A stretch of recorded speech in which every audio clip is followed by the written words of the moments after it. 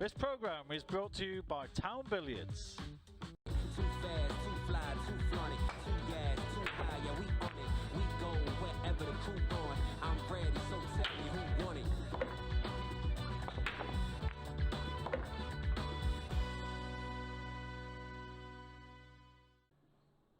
One red, one black, 20 seconds on the watch and ticking. £2,000 if you make both. That was the situation that faced Matt Lawrenson this time last week. But in Shootout pool, it's never over until it's over. 20 seconds for £2,000. He's going to have a shot. 10 seconds on the watch. Difficult pot. £2,000 if he nails it. How about it? Matt Lawrenson, but he's got it on! Oh, I don't believe it! I do not believe what I've just seen. Shootout pool, ladies and gentlemen. Absolutely incredible scenes last week on the Shootout Showdown. We hope for more of the same this week. Stephen Jameson and Simon Webb here with you once again live on Free Sports for some pool action. Simon, an incredible match last week. Before we move on to this week's affair, we just need to, just talk about that a little bit because it was a quite remarkable night of pool. A brilliant night. That dramatic moment at the end there was absolutely brilliant. We couldn't believe it. You could see there on that clip how in shock we were. But the one thing that can't be forgotten about that match is both players played incredibly well and they gave us a lot of drama all the way through and then highlighted by that moment at the end. Yeah, it really was an absolutely amazing night. And the four players that we have with us tonight need to, well, they've got some shoes to fill, shall we say. Simon, caught up with our first two players. What is it about money matches that appeals to you? Well, it's a different atmosphere normally. Normally I have a few pints and it's more relaxed, but it's going to be a different situation tonight with having no one here. But, don't know, be good. I prefer the longer races because you can settle into the match and, you've got your mates there having a bet and stuff, so it just adds a different atmosphere to it, really. Does the size of the pot change the size of the pressure you feel? No, not at all. I enjoy it. It's different pressure because a lot of them is back anyway, so it's not my money, so just enjoy it. Now, once you get started, that's it. You get in the zone and try and win the match. There's no crowd for this event, which is unusual for money matches. Will that change the dynamic at all, and does the live TV element add anything to it? No, I love the TV. Concentration, it's got to be at its best, and you don't want to let anyone down. I don't think so, not really. The only thing, I suppose you can't really get put off by people heckling in the crowd or anything, but no, it should be alright, hopefully. Thoughts on your opponent? I don't know anything about him, to be honest. I've seen him in a few events, good scores, whatever, but I don't know what he plays like or anything, so... Wish you the best of luck. Cheers. Don't know nothing about him, apart from he's Welsh, that's it. Wish you the best of luck. Cheers, thank you. Well, as you can see from our two players, they're absolutely buzzing to get going, Simon. Hey, look, not the most excitable maybe off the bays, but they are very, very much zoned in here. Both have been practicing away this afternoon and both settling in for what should be a really, really great night here. I think the kindest way of saying it is neither of them are particularly comfortable in front of the camera doing those interviews, but on the table they are comfortable. They're two very, very good players. They're two players that have had a lot of success, and actually I think they're two very evenly matched players, even though they don't really know each other.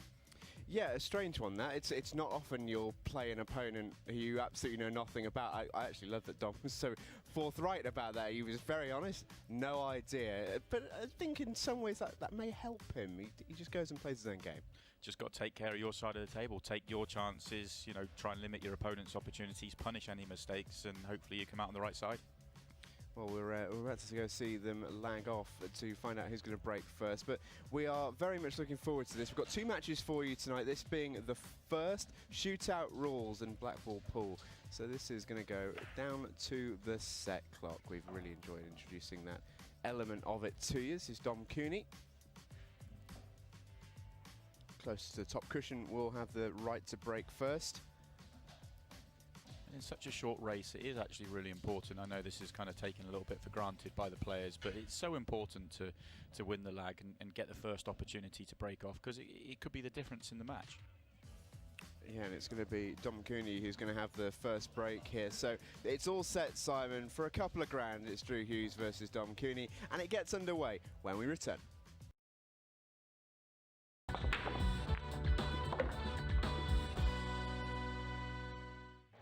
Welcome back to the Shootout Showdown here on Free Sports. Live ball on your Monday nights once again here on Free Sports. Stephen Jameson, Simon Webb here with you to guide you through what should be an excellent money match here this evening. Simon, we've got two to come. We start off with our first, Drew Hughes versus Dom Cooney. This is an interesting one. Neither player really knows much about the other. What do we know about them? What can you tell our viewers about these two? Well, I know an awful lot more about Drew than I do about Dom, because Drew plays on the IPA tour where I used to play, played against Drew a number of different times, and he's a fantastic player. He's a very flamboyant player, a player that plays in a very similar style to Jordan Shepherd, who we know well here on Free Sports. A little bit more inconsistent than he'd like, but when he buzzes and he plays well, he's really hard to beat. On the other side of the table, though, Dom's a player that comes from the world rules side of the game, and he comes with a huge pedigree, making the world final in 2019. Just shows what he can do on the table. I was watching him practice earlier and he looked really sharp, queuing really nicely, so I'm expecting some good things from Dom. 20-second shot clock in operation, which almost caught Dom out in the opening shot here. It was an absolute hammer of a break from Dom Cooney. He really struck them beautifully. Got a little bit of work though. This is going to be the key shot that could open up the frame. Oh, how about it? That's a lovely shot. Well, I've got an early contender for shot of the set here, Simon. That is a lovely bit of work. Yeah, opens everything up, gives himself just the perfect opportunity. Would have loved to have come just that fraction further up top. You've seen him just come around to look to see whether the red that's in the triangle area will go past the black, and it probably does, but not the full pocket. And the reason he's doing that is because he can't pot it from where he is now. And if he has to land low on it into the middle, it could cause him a problem. Well, he's landed a bit off angle once again. Tricky whichever way he wants to go.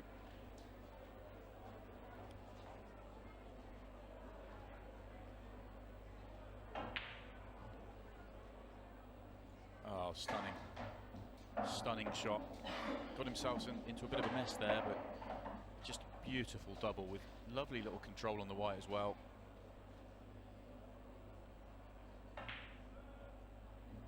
Oh, and then he goes and spoils it all by doing something stupid like drawing the middle pocket. You breaking into song? Well, Dom Cooney isn't. No. Yeah, just to be honest, I said it was a lovely little positional shot as well as the double, but he just ran that extra 2 rolls too far. And I thought he might go into the top left corner, but he didn't. Had to take it in the middle, and they are tricky into those middle pockets. So he'll be frustrated because the hard work was done. With 4 balls left, he was in perfect position with what he would consider an easy run out. Yeah, it was really tight into that top corner pocket, as you can see, and this is fine. A great opportunity here for Drew Hughes to basically steal a frame he had absolutely no right to win. Really rudimental clearance for the Welshman. He does 2 things. He gets his Q arm going with no traffic on the table, but also, as you say, steals a frame, which will hurt his opponent early. Yeah, absolutely. Great win for Drew Hughes. 1-0 up for the Welshman. We are playing black ball rules tonight, which means the ball must hit the cushion after contact. A foul will introduce 1 free shot and then a visit. No 2 shots carry any of that. It's a shot and a visit here in black ball rules. Skill shots are allowed. If you pop one of your own colour, you can pop one of your opponents as well. It stops pockets getting tied up. We're playing shootout rules, which introduces the golden break and the golden duck. Pop the black of the break, you win the frame. Black and the white, you're going to lose it. Time running. We are going to play 2 sets on a 30-minute timer. It's a race to 5 or a race to 0, whichever comes first. If we play the full half hour, we'll take the score. Whoever gets to 5 first, we'll take that instead. If the scores are tied after 2 sets, we'll do a tie-break frame decider. Got that, Simon? Just about. Looking forward to seeing a match go to that tiebreaker. All the money on the line on 1 frame a pull. That will be exciting. He's got any skates on here, Drew. Fortunately, had a pretty easy shot to the left middle. He's a very... I love what you said, actually, Simon, about the likeness to Jordan Shepherd. That's maybe a little bit too much praise, but purely in terms of style, he plays very, very similarly. loves to just really let the arm go. He's a really natural cue artist, is Drew Hughes. You'll notice his bridge hand often miles behind the ball, just really lets the arm flow through. He's joy to watch when he's on song. I watched him practice earlier when he was really just messing about and he couldn't miss a ball, and it was just glorious to watch. And he can play like that on the tour as well. He does have matches where he just turns up and he buzzes, and there is no table that he cannot clear up. He's that sort of player, but he has too many, in terms of, you know, consistency on the Pro Tour. He just has too many off days when he's not quite as consistent as he could be. But when he plays well, he knows he can win. And this could be another one of those brilliant shots from Drew. Look at that, all the way around the table and almost perfect on the yellow on the bottom cushion.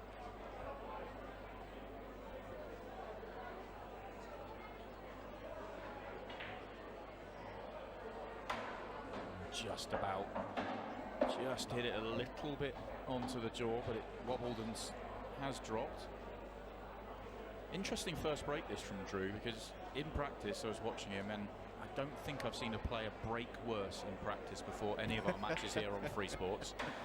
And he's come up with a massive opening break. I'm going to put that down to the way because he was racking his own balls in practice and he just wasn't splitting them open at all. Well, that shows his confidence to play into the middle pocket with that sort of pace, and it does take a little bit of work. He got into it far too much, actually. Screwed this a long way further back than he intended to. Made the back a little trickier than it needs to be, but still no problems. 2-zip to Drew Hughes, beautifully done. And that's the sort of thing that he can do when he's in full flight. He really is a pleasure to watch. And from Newtown, 30-year-old. He did win the IPA European Amateur competition. So a decent record in his money matches as well. He's a big Man United fan. And pool player Craig Marsh. And I can see that because he's actually got a very, we talked about that cue action, it's a very similar cue action to Marshy in many ways. Yeah, and he's really good friends with Craig. They do socialise a lot on and off the tour, and yeah, so I'm not surprised to see that from Drew. And one of the things that's not there on achievements, he's also gone all the way to the final of an open event at the IPA. So he's got some deep runs in him at tournaments, and as I say, when he plays well, he is as dangerous as they come. Dom Cooney back at the table. And as is so often the case, when it rains it tends to pour in the world of pool. And I mean, hit a hammer of a break in his opening effort. This is going to come up dry, but it's looking like a good split as well, and this could be 3-0 before Dom knows it. Just has a difficult opening shot here. Drew needs to work this out. He's not got a lot of time to do it. It was a difficult one to work out what colour set he would have wanted, but he had no choice but to go for reds. If he's just knocked that yellow onto the red in the bottom half of the table and that red doesn't go to the bottom left, that's going to cause some problems. And he probably isn't on another ball if that's the case. Shot clock ticking. He's just going to play safe. Had to, really. Slightly dangerous safety, because if Dom can see this yellow on the cushion, he might be able to manufacture some sort of shot into the middle pocket and get him underway with his visit. Well, that's what he tried. Knew it would come with the guarantee of not leaving Drew anything to go at. He may have been unlucky, actually, and have the gap between the two yellows to the bottom left. Ooh, I think that might be right. Can he thread the needle? Can he develop the other red at the same time? Well, that's what he's tried. Oh, he's so close. We've still got a break here. You can see the red to the right of the 4 at the top of the table. That was a really nice pot. He was an inch away. He's gone for the double. Well, that really would have opened the frame up for him. It's a big shot, but it's probably the right choice of shot if you're going to go for a finish, because with the 4 reds he had at the top of the table, the pot he would have had on would have been really tough anyway, but it would have been so hard to develop that red at the bottom of the table. That means you weren't going to get on it better than you already were, so take it on. If you make it, the clearance is on.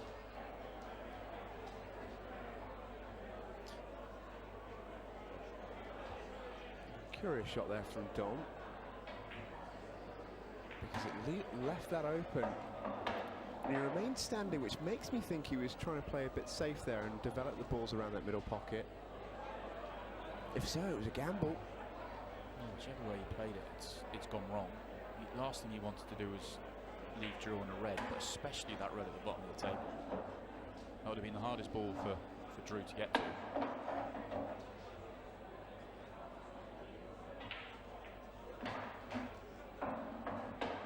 These now are pretty open, having been pretty difficult to figure out.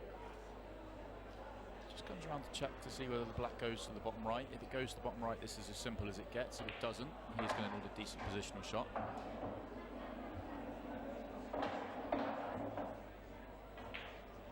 And it does go to the bottom right.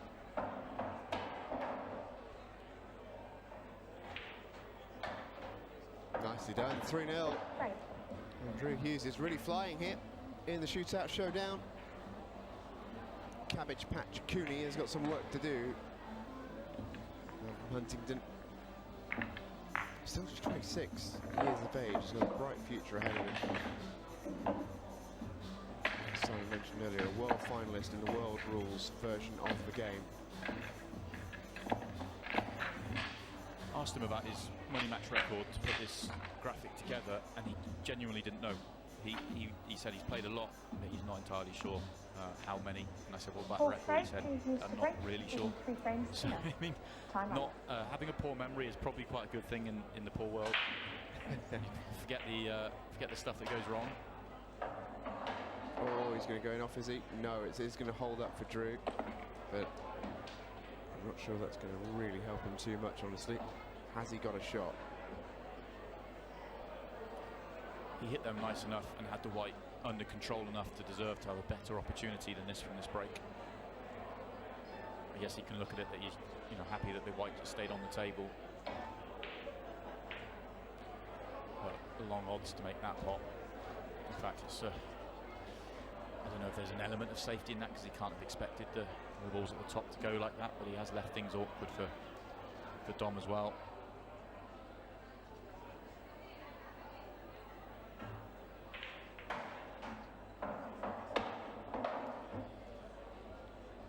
We've seen in the Super Series that we've had running for the past few weeks, or came to an end last week, that the early sets were a little bit of jousting, but if you lost that opening set, you had time to recover, you had time to bounce back. But in this format, with it being only 2 sets, and if it goes 1-1, it's just one frame, there's so much pressure on the opening set, because if you go 1-0 down, you can only win the match by taking it to that last extra frame.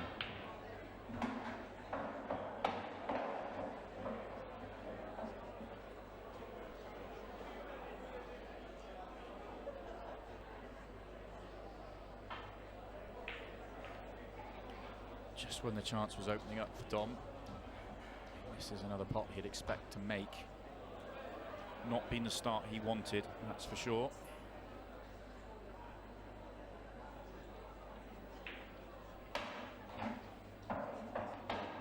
These yellows at the bottom of the table are not nice for Drew Hughes counter clearance, though.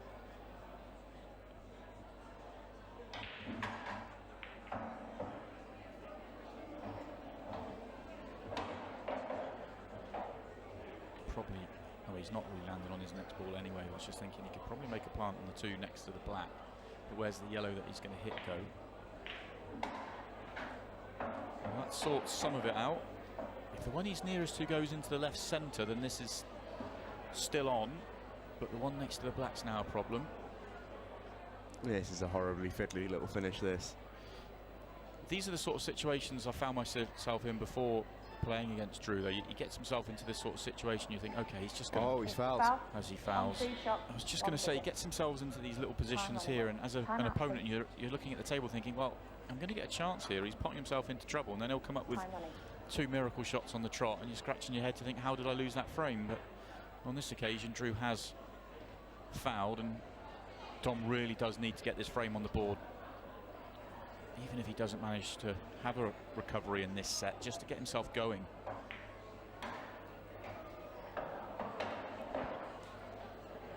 Yeah, it'll help, and he's done the right thing in taking these the way he has as well. It's a clever first shot just to free the black up and clear the traffic.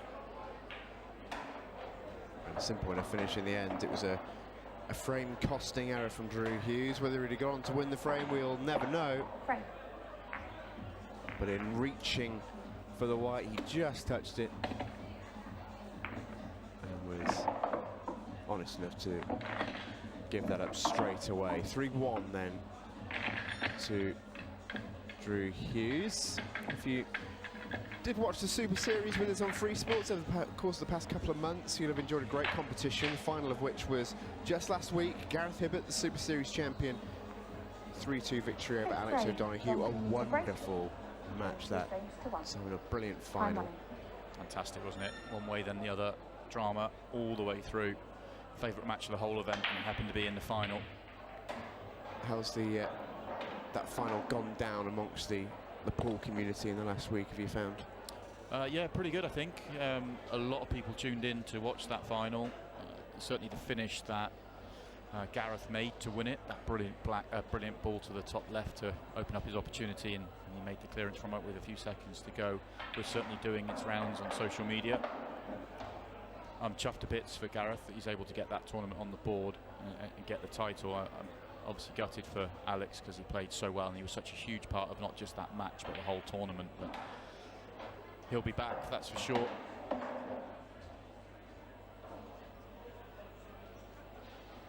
Speaking of he'll be back, Dom Cooney here with a great opportunity to go 3-2. We've mentioned how quickly things can change in this form of the game. Set play introduces comebacks aplenty, and there might be one on here. This is the shot that he needs, though. This is tough.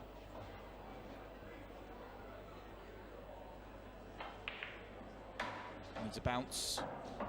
Just about okay. Tricky pot along the bottom cushion, but one he should make.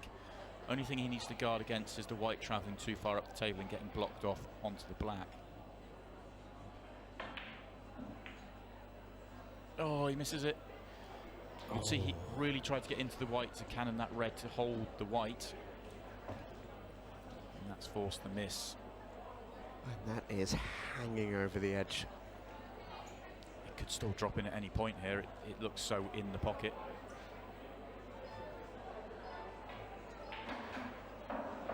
And another chance for Drew to steal, really.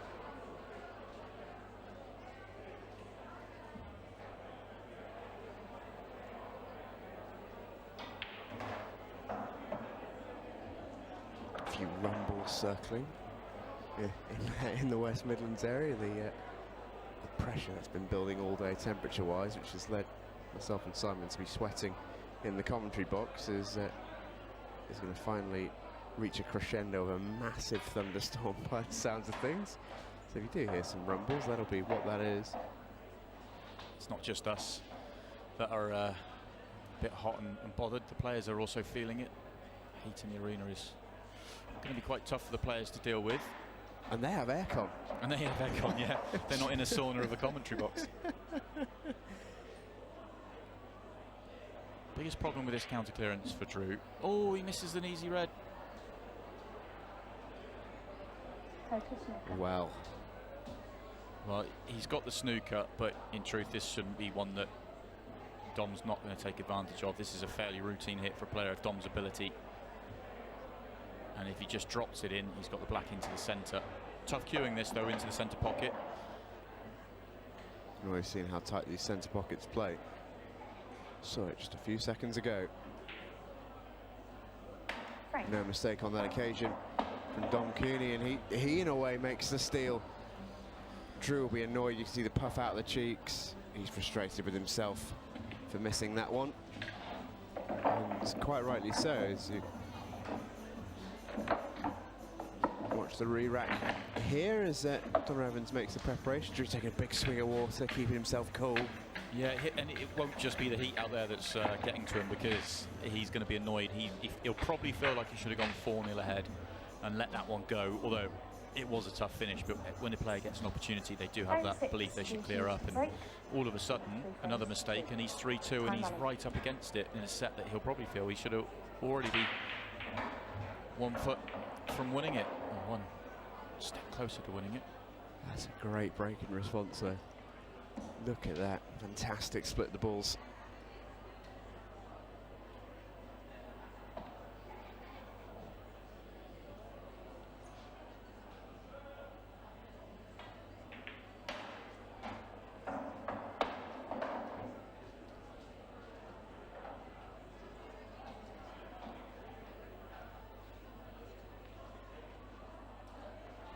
Landing on the yellows to the top of the table nicely will be the key here.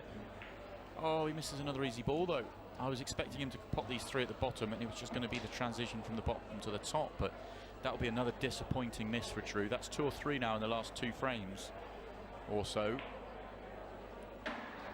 There's still time here for Dom, and he must really sense this out there. This is his moment, really. And that was one that Drew absolutely should not have missed. Missed it by a long way as well. And this is what can frustrate you about, watching Drew play. He'll make 2 or 3, brilliant clearances, look $1 million on the trot, and then he'll miss something like that, and one you just never expect Drew to miss. And okay, it's tough out there. There is pressure, and we've already said it's hot and humid, and anything's missable in this environment. But just didn't expect that at that moment.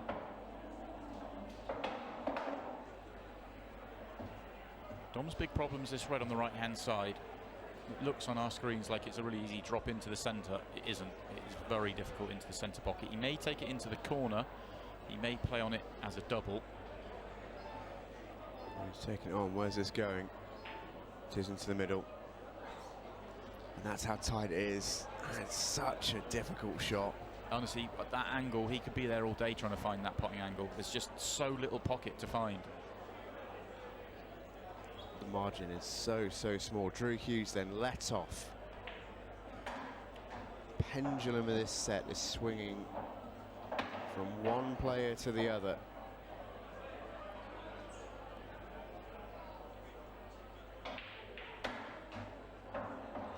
It's a confident looking shot from Drew. Didn't really need to play it that way, and you can see why he did. It's more about the control of the white, but he's getting the red in motion, and that red could have got in the way of those yellows. It hasn't, but it was one that could have gone wrong for him. Oh, and this one could go wrong. This one could go really wrong. That's a big mistake from Drew. May just be able to see this yellow, but he can't do anything with it.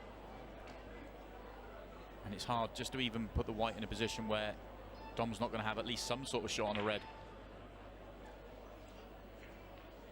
That's a good shot. That's a very good shot from Drew. He's made this, well, I'm saying it's a very good shot. Dom comes around to see whether this red goes. I'm assuming from the overhead camera we were looking at that this red doesn't go to the corner pocket. Doesn't look like it's got a chance from the overhead, but he has had a closer look than us. Shot clock ticking. He's just looking to take the pocket and tie up that yellow a little bit further. He hasn't managed to do that. Quite like the choice of shot though. Get a red towards that bottom corner so that he can do something with his ball that is now safe.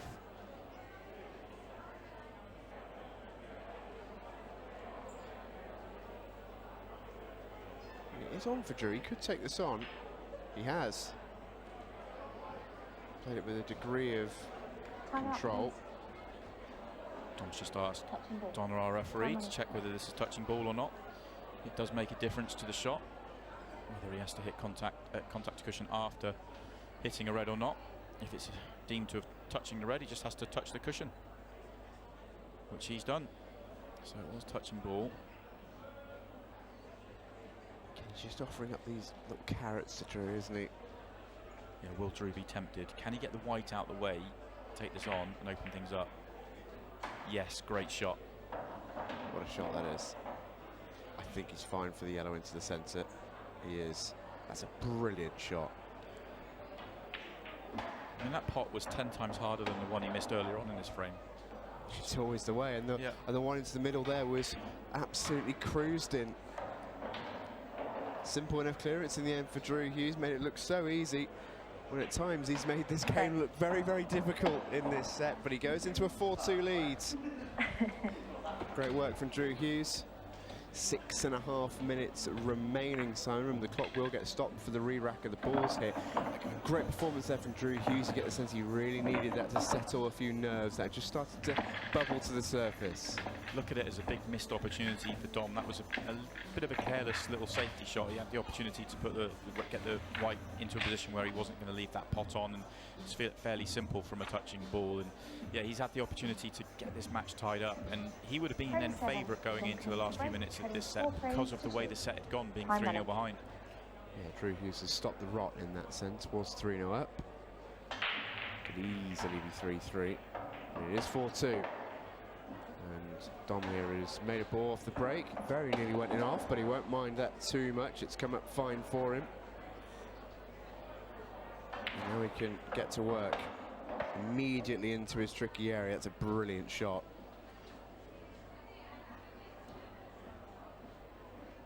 He's got plenty of time here.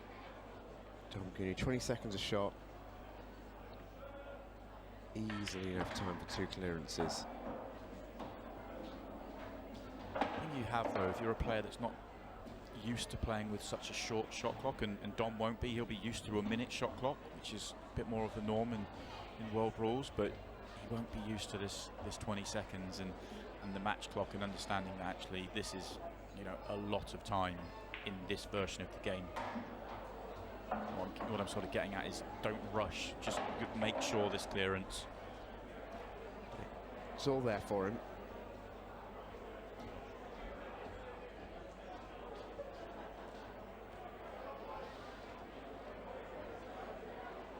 Tricky little positional shot, this one.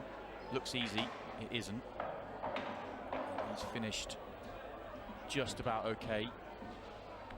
Absolutely straight would have been better. Now the white is tracking towards those 3 reds, so he could have hampered queuing for his last yellow. I think he's okay. I think he can get to the centre of the white. Nicely controlled shot. Yeah, played this really nicely, hasn't he? Plenty of time. 4-3. May even have time to go all the way in this set, which would be absolutely incredible. Not too often that we've seen a 5-4, which means all 9 frames have been played. Great stuff so far from these 2 gents. Next week's Shootout Showdown has been set. Lee Killen takes on Daz Cheatham for £3,000.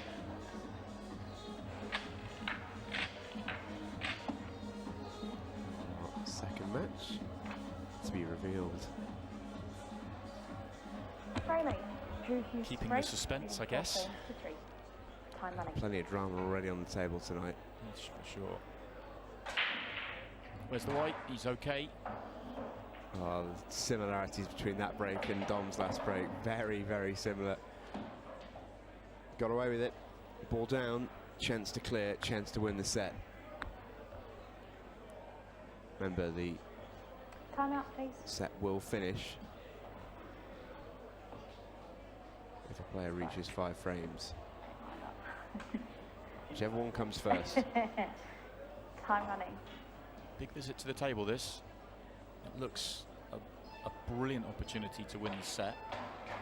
But if you're in Drew's position here, well, he's already, I was going to say he's going to get a long way through this finish. If he doesn't make it, he's going to make it easy for Dom, but he gets 1 shot through this finish, and that is all, because he can do nothing from here.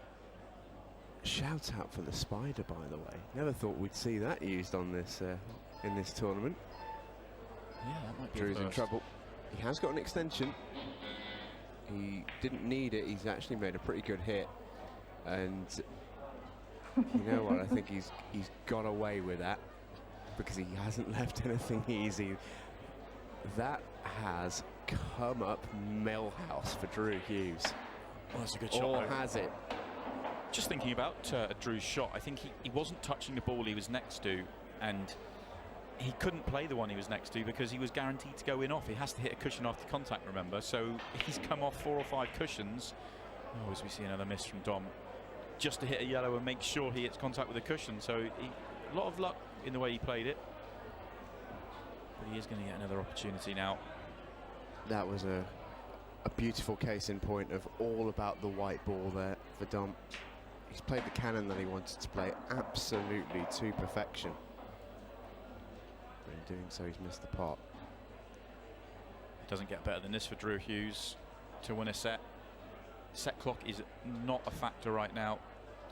20 seconds a shot. There is plenty of time left here. As Drew uses his extension, just giving himself an extra 20 seconds. You get 1 per set for each player. All these yellows wide open, even the black not a problem. If he can't see the yellow to the right centre, then he's put himself in a slight spot of bother. He can just about see through the, well, maybe not, maybe the one in the middle. Oh dear. I think Drew may have overthought that.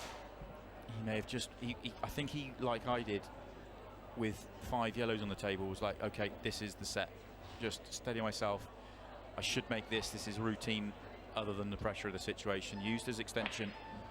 Oh no. Oh, Dom. Neither player wants to win the set right now. A wry smile from Drew there. He can't believe he's got away with that. He can't believe it. 80 seconds left on the set clock here. And Drew should not lose it from here. It's hard to even imagine he could lose it from here. I don't even know how he can go wrong. Maybe playing this one, he could get, you know, if he really got it wrong, a red could get in the way of his position, but I mean, that's highly unlikely. What an uncharacteristic error from Don Cooney that was.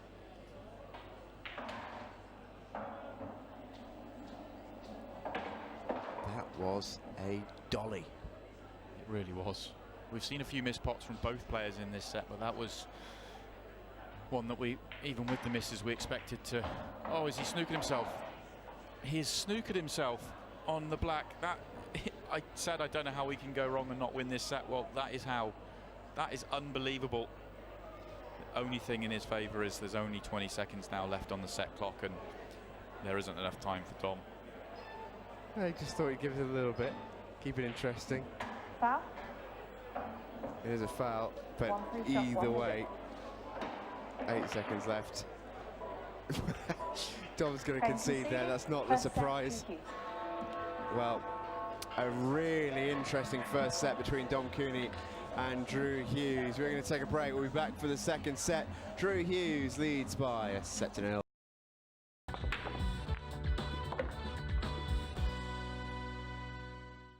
Well, what an opening set here on Free Sports in the Shootout Showdown between Dom Cooney and Drew Hughes. Drew Hughes taking a 1-0 lead there, Simon. But in truth, both players will be fairly, I'd imagine, disappointed with actually how that first set ended up playing out. Drew started very confidently and then seemed to tail off a touch. Dom started a little bit shakily, got back into it, and then made a couple of really bad errors towards the end of that first set. I'm sure Drew's going to be relieved because he didn't really play that well at the end of the set. He started off really nicely, looked to be really sharp, cleared his first couple of visits to the table, and then just went downhill and downhill quite rapidly. And actually, he's fairly fortunate to get over the line in the end in the set. Dom will be pleased that at least he made it competitive because it looked like the set was going to run away from him. It could have even been 4 or 5-0 earlier on, but he's going to have to sort of rediscover that form and gone back into it rather than the last couple of missed pots. Well, Drew straight back into the balls here. Good break, good opening pot. And back to the confident way that he really can control a table.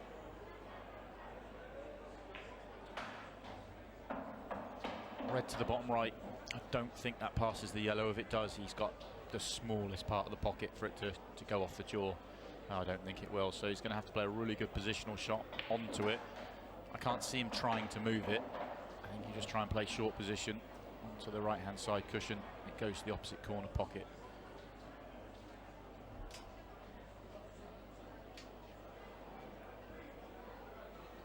Yeah, he's on it now to play it, just to run through. He's not, he's going to bounce away off the left cushion. I think he wanted to be, and it was just, he decided it was just too straight. So this is a much harder way of getting on it. And he's come up short. Yeah, a few ball all short there. Has he got another way?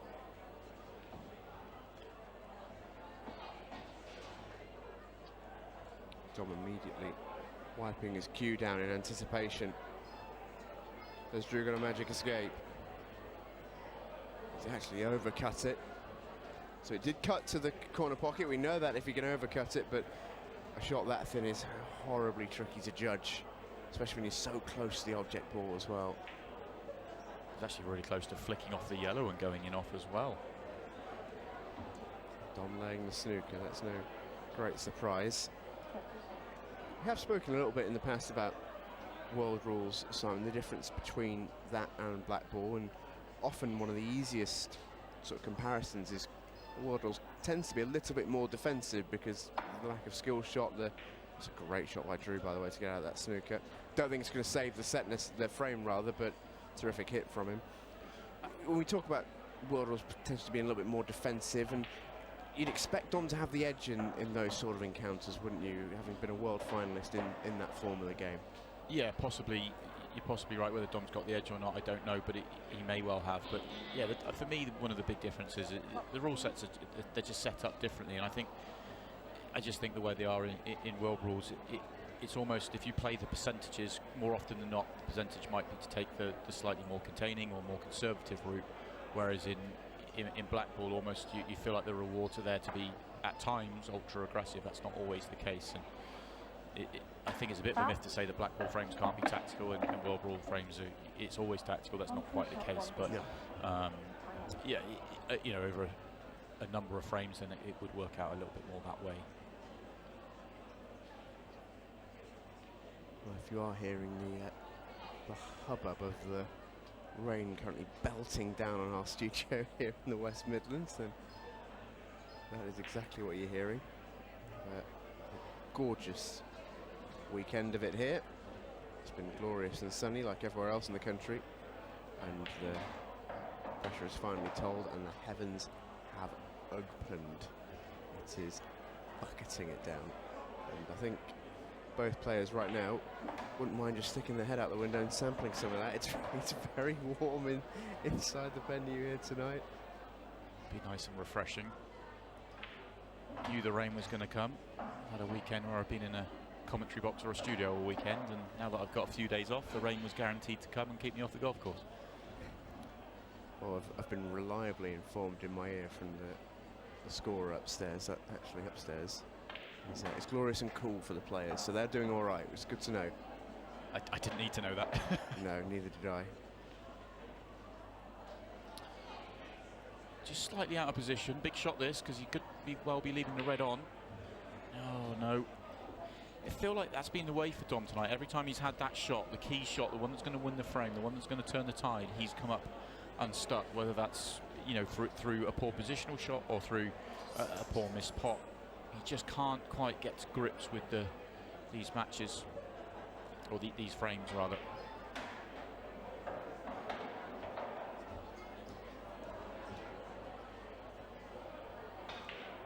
Brilliant from Drew Hughes, makes him pay. It's interesting how Dom stood in wait there, waiting for the error. Bit of pressure in its own way there, but that was beautifully potted from Drew Hughes. Composure. He has looked like the better potter so far. He has made his own mistakes, a couple of really daft ones by his standards, but Dom's had a couple of really soft ones. Yeah, those big moments as well. Yeah, those missed pots from both sides of the table and the fouls from Drew, they're really starting to rack up now. Both players are making mistakes, but you feel, okay, Dom's made a bad mistake not winning that frame, but he has to stay positive and believe that his opponent's not playing particularly well here either. So he has, if he can find anything, he can still get this second set and take this to that tie-break frame. Hammer of a break. Absolute hammer. One thing both have been doing is breaking phenomenally well. The splits that they've been getting have been pretty incredible all the way through the match, really. I think it's what helped us rattle off so many frames in set one. Almost went all the way to a decider.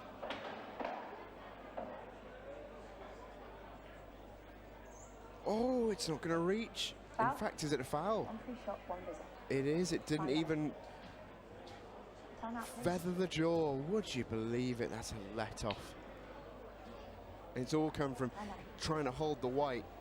Yeah, he was trying to hold the white and then he hit it too thin. If you're trying to hold the white in that situation, you want to play it a little bit thicker. That will just hold the white a little bit nicer, a little bit easier. But he's missed it thin, which is a big surprise. Drew's going to clear out this pocket now with authority.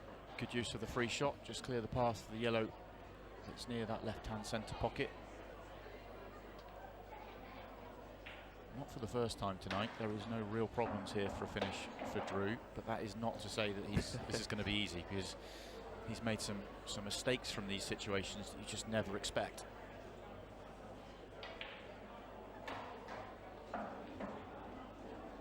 He's a bit of a maverick sort of player, Drew. He is. You don't quite know what you're going to get. Brilliant to watch.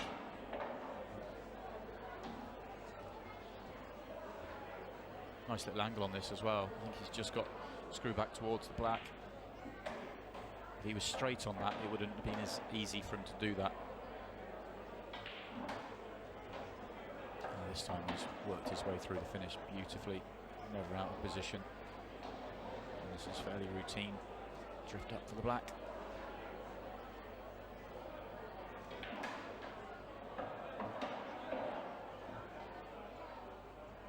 To go 2-0 up in set 2. Nicely done. Drew Hughes is 3 frames away here from 2,000 quid.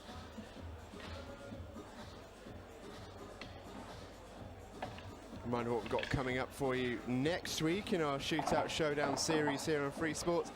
Lee Killen takes on Daz Cheetham. 3,000 boys.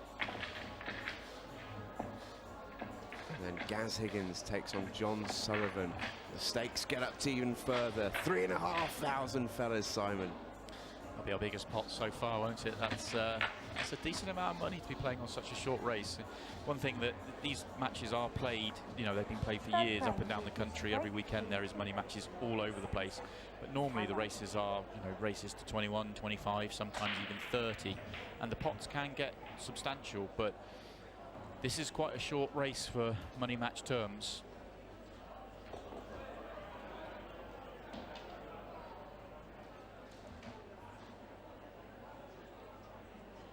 Give you an example of that. Martin, who played here last week, he's got a match coming up. Not sure exact date, in the next couple of weeks for £10,000, but the race is back up to, I think they're playing 21. I suppose the justification there is over the longer format, you know, the better player will out. There's no sort of room for any of the excitement and tomfoolery that we had last week, for example, to decide the fate of a match. It really was remarkable.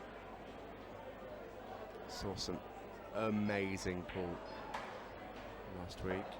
And if you haven't seen it, I recommend going to the Free Sports Player and catching it. It was absolutely remarkable.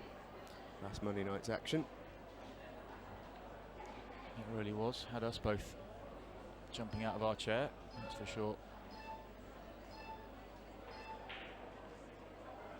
Oh, it's not going to drop again for Dom. That's the 3rd or 4th time he's left a ball hanging ominously over a pocket. Just not got enough on it. Starting to get tricky here for Dom.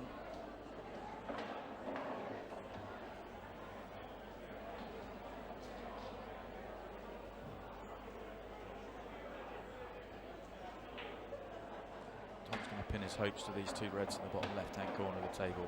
They aren't nice. Potentially a skill shot available. He could potentially play position onto them into the opposite corner. But with the reds at the top of the table, he's going to be playing position from a distance. I don't think he can get a nice angle on the red over the left centre pocket to land nicely on them. So work is starting to build here for Drew. Nice. Perfect angle of that, actually. He couldn't have really cued that any better. Cued it any worse, it was missing. It's one of the best shots he's played for a few frames. Wasn't easy to get nice position on this red to be able to drift down the left-hand side of the table, and he's managed it. Ideally wants to be on the one nearest the corner first, and he's overrun his position. Just wondering if he's got second prize. Does this go to the top right corner? I think it does. Position onto the last red would be very difficult. Potentially have to screw on and off the cushion. Oh, he's a bit more expansive than that, so he's thinking red off the yellow into the right centre. Nope, gone for the double. Oh, I made the double. What a shot. How about that? He's still got issues. This is still frighteningly difficult, but what a shot that is. He wanted to hold the white on the yellow, I think. He's been forced into a skill shot. He's not going to make it. He's unlucky. Deserved more with a shot that good. What he was lining up, Simon, was to try and hold the white on the yellow next to the red, which would have left him a dolly of a finish, and he was, I mean, centimetres away from playing one of the best shots we've seen on this table. But again, Dom struggling to make any finish stick at the moment. He's struggling a little bit out there. He's got a little bit of work to do. So Dom's having two shots, or having a shot and a visit here, so I missed that in real time. Was that a foul from Drew that I've missed? Oh, of course he went for the skill shot. I'm losing my composure here, so I don't know how the players are managing out in the arena. Nicely done in the end from Dom. He'll be delighted to get a frame on the board in this set. Really needed that. Made a bit of heavy weather about it, which seems to be fitting for the weather tonight. This is Drew's recent tournament history, and you can see as is often the way. There's a who's who of the IPA tour down there. Like, so you've got two former world champions on there, some of the best amateurs in the game, some of the top pros in the game as well. That's tough. It is tough. Drew will be, even as tough as the players he's been coming up against are, he'll be disappointed with that, because he knows as well as anyone. He's widely regarded as a guy that just has bags of talent, and you almost expect more of him because of the amount of talent he has. But for whatever reason, the consistency's just not been there. It's not helped by the fact that the strength and depth in the ball world is incredible.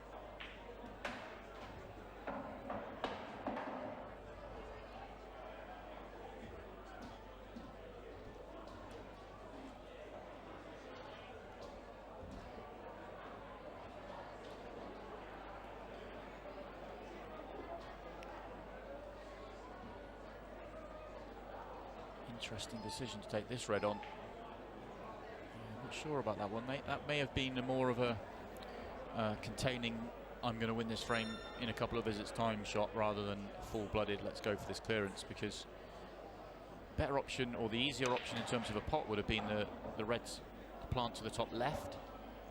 Oh, what a shot that is from Drew Hughes in response. Have a look at that.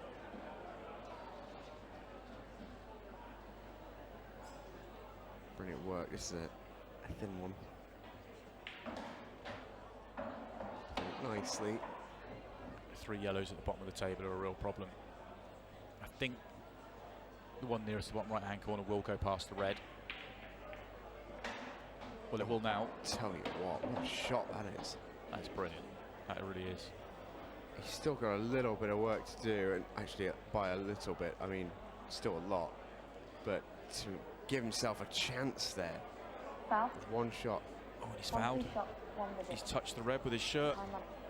Oh, eagle-eyed Donna Evans. Nothing gets by Donna.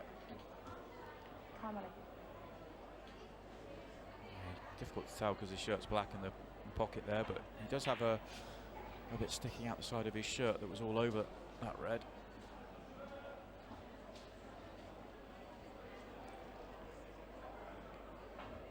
Nothing gets past Dom. Lovely shot from Dom. Massive moment in this match now. Huge. In the first set, he got back into it, but he wasn't able. Oh, was he going to go out of position? No, he's okay. He got himself back into the set, but he wasn't able to draw level. This is to draw level in the second set.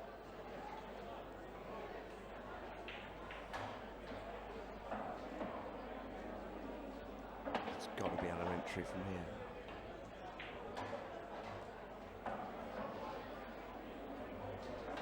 Black goes to the bottom left. Don't think he's going to try and get on the black into the centre. Just come a little bit further than he wanted. Slightly but the blind pocket. Still should be comfortable, but... Oh no. Oh, goodness me. Just the way this match had gone, I just almost thought that was going to be trickier than it really was. Oh, there you saw the puff of the cheeks from Tom Cooney. Goodness me, that was close. You can see there Dom's recent tournament history in the blackball form of the game. Defeat to Carl Brown. He's actually coming up in our next game this evening. And Zach Shepherd, that is game number 2 of the Shootout Showdown tonight. Dom doesn't have much in the way of recent tournament history, because the recent tournament history we're taking this from is the coverage we've had on Free Sports, so from the IPA Tour. And Dom has been playing in the other code of the game and took advantage of a rule change that's opened everything up, allowing players to play in absolutely anything and everything they want to. So played in the World Championships. Well, that's not come out nicely for Drew Hughes. In fact, I put it to you, Simon, he's actually been quite lucky in the end, because look where the black ball ended up. Nearly ended up throwing the whole frame away with a golden duck. Yeah, that is cruel when that happens. We've seen so far, well, we've seen one of those so far on our coverage here from the West Midlands, post-lockdown, in the Super Series, in the Shootout Showdown.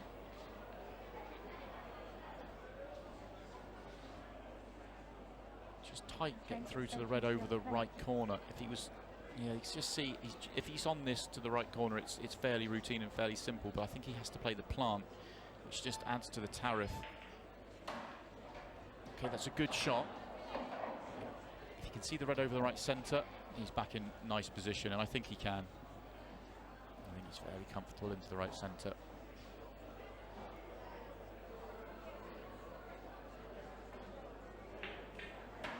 Sure is. Doesn't need to come back too far. He wants to leave the last red fairly thin anyway, so that he can come back across the face of the black.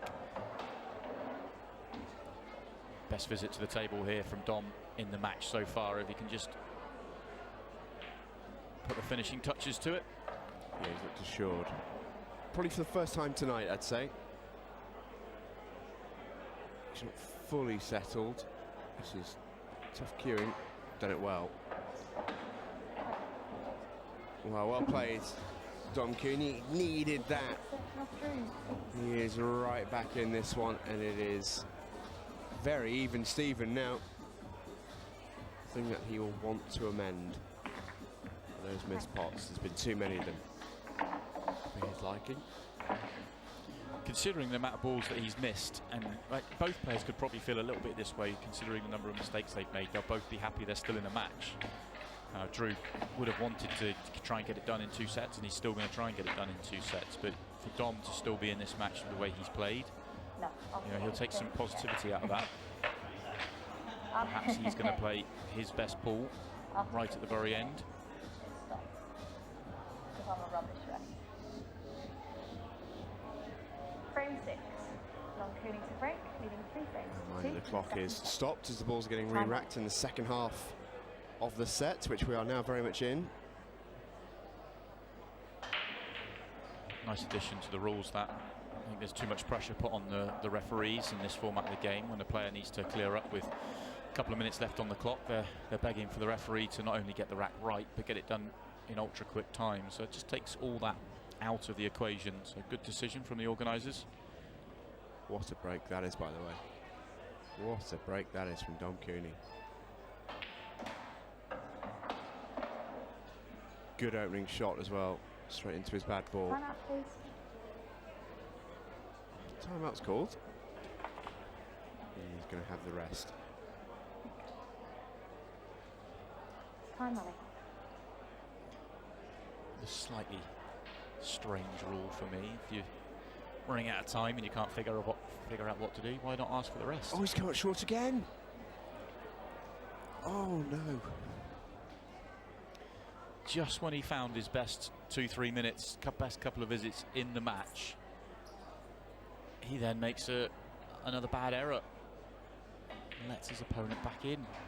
That was a great opportunity for Forto. I almost expected him to take that out, considering the 2 visits he'd had in the previous 2 frames. There was nothing difficult really. They were all there. Oh, they were. Look at it. What a table it is for yellows. It's not a bad one for reds either. Big chance for Drew here to bite back. He's overrun that though by quite a way. He knows that. Isn't it? A tricky little one. And this white's going to be running all over the place.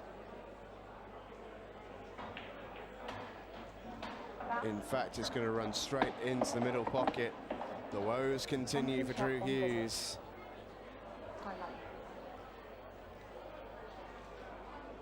He's a bit unlucky. He's a little bit unlucky, but it wasn't the greatest positional shot to leave himself in that position. That's where you can feel a little bit unlucky, but you can also be frustrated because he was in a position he knew he shouldn't be in. Yeah, totally agree. And now Dom, this is to go 2 frames ahead, 1 frame away from winning this second set.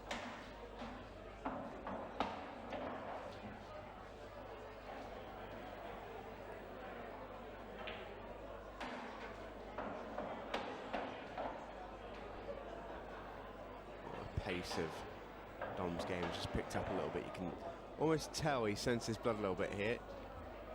Well, just when he's just got to put the finishing touches to a finish again, he overhits his positional shot by some distance. Oh no! Well, this is remarkable.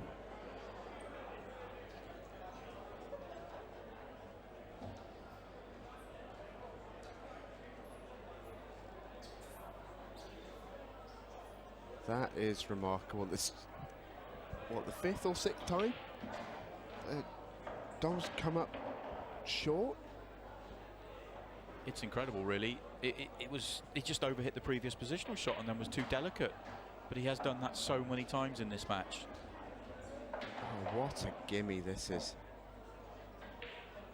What an absolute gimme for Drew Hughes. We're all square in set 2.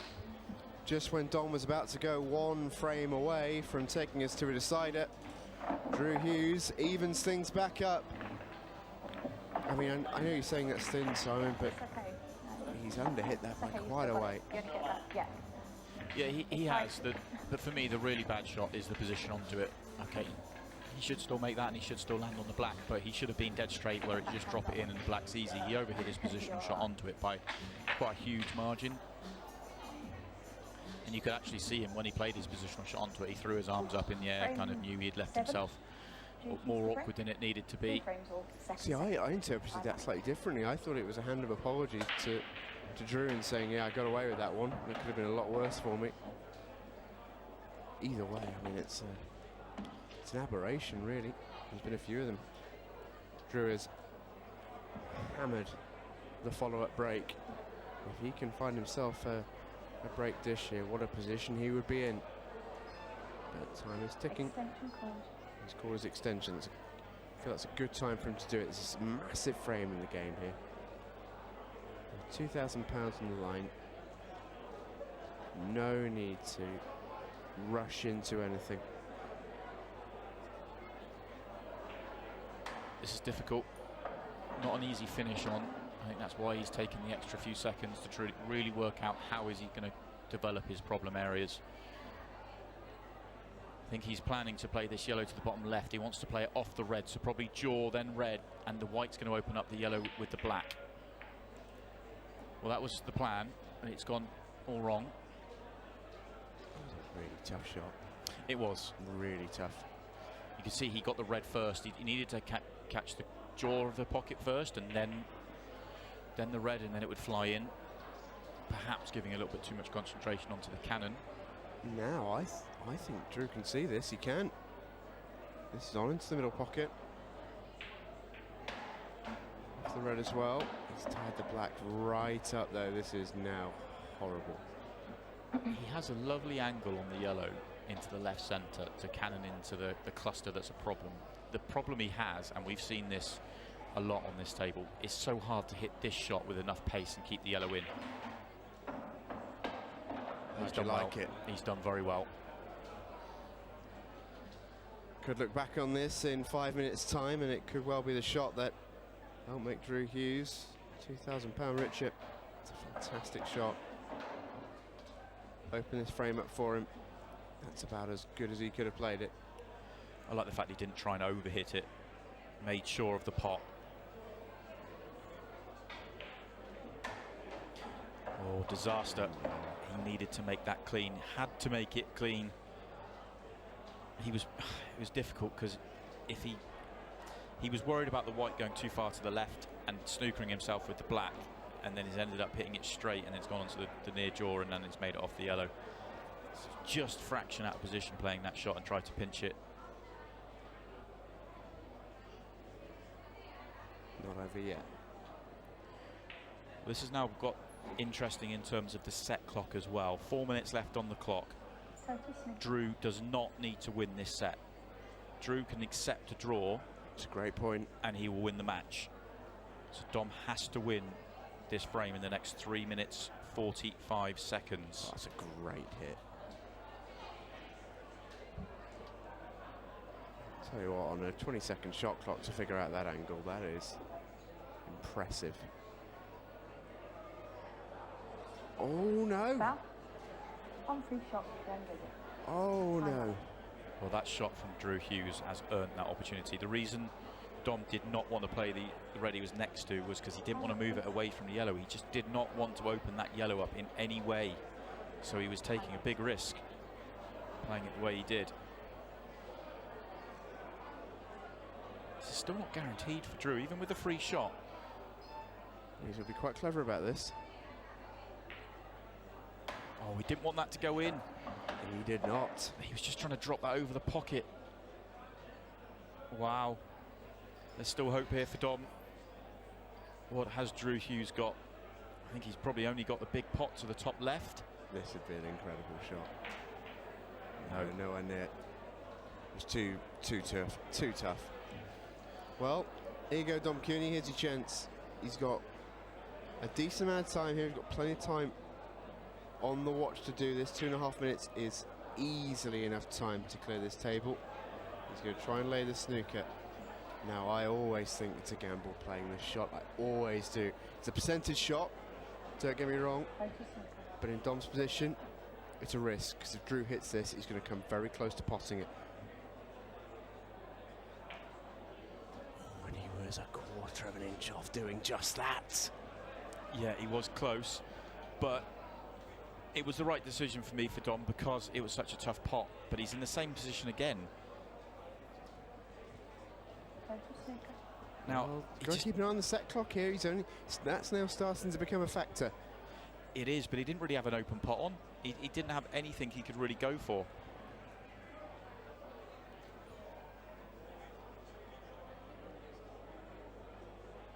There's still enough time here for Dom. Has to go for it here. This is it. No more safety. This is your chance. 130 is enough time to clear these, but he can afford no mistakes. He's not really rushing yet, though, is he? We've seen this a couple of times in these matches. The players have lost track of the set clock. Is he aware that he's only got 1 minute 10 seconds to clear these up? Or is he? Yeah. Ice cool under pressure. He possibly is. We could give him the benefit of the doubt. He's still got plenty of time. We've seen this plenty of times on this table over the course of the last couple of months. Well, that'll help. He would have preferred it to stay on the table, even though it helps in terms of the time he has left. It would have just made the clearance routine. Now he needs a very nice positional shot here. Needs the white to travel. Another couple of inches would have been nice, but it's still okay. Well, that reaction with the chalk tells me he knows how much time he's got left. He's got enough time. 2 pots then to save the match. to take us to a decider. He's just having a look around it. He's overthinking it. He knows he is. Surely not. No chance. Right. We go to a decider, Simon. What? We go to a decider. Well, I was just wondering, because he was using the clock up because there was 3 seconds. He was making sure that the clock dropped all the way down to give Drew next to no chance for the time on the break. Of course, because we can have a golden break or a golden duck. So this isn't, well, it's unlikely. Can you restart the match clock with 5 seconds left? Yeah, our referee Don Evans is confirming. So we're going to have 3 seconds left on the match clock here, which means Drew Hughes does have a chance to golden break for £2,000. So, and he doesn't need to worry about the golden duck because he's going to lose the set anyway. So he can break this off in whichever fashion he thinks is going to get the black in motion the best. he can volley this at the back if he wants to. I suspect the way to go here is the cut break. We've seen that the cut break will get the black in motion a lot more than the front ball break. Right. Are you conceding? Okay. Could've told me Well, that. interestingly, I think we've just had a concession from You're Drew taking the break. Hughes. Okay. We have. Oh, why wouldn't you, with 3 seconds left on the clock, why wouldn't you go for the break? There's no advantage in not going for the break. You don't lose anything by...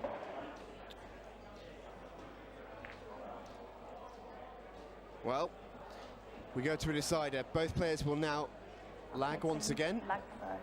So you need to lag. decide who breaks in the deciding frame. This is a big lag. We talk about the lag sometimes as a bit of an afterthought. This is big. This is big. Because at this point, a breaking dish wins you £2,000. You might not have a say in your own fate. Well done, Drew Hughes. Great lag that. He's going to have the break. A strange decision, I think, from our perspective, Simon, to concede the set in that manner. But no set clock here. 20-second shot clock will still be in operation. It is one frame for 2K. How are your nerves? How are your nerves? Absolutely. Well, before we get into that frame, I'd just say that I questioned whether Dom had full control of the match clock there in that last clearance, and he absolutely did. He timed it to absolute perfection. He looked, that was the best minute and a half he has looked in the whole match. So whether that will roll over into this deciding frame or not, I don't know, but that is the best he looked in the whole match. He may not get a chance to. He may not get, yeah. That's the issue. He may not even get a shot. Got understood. Okay.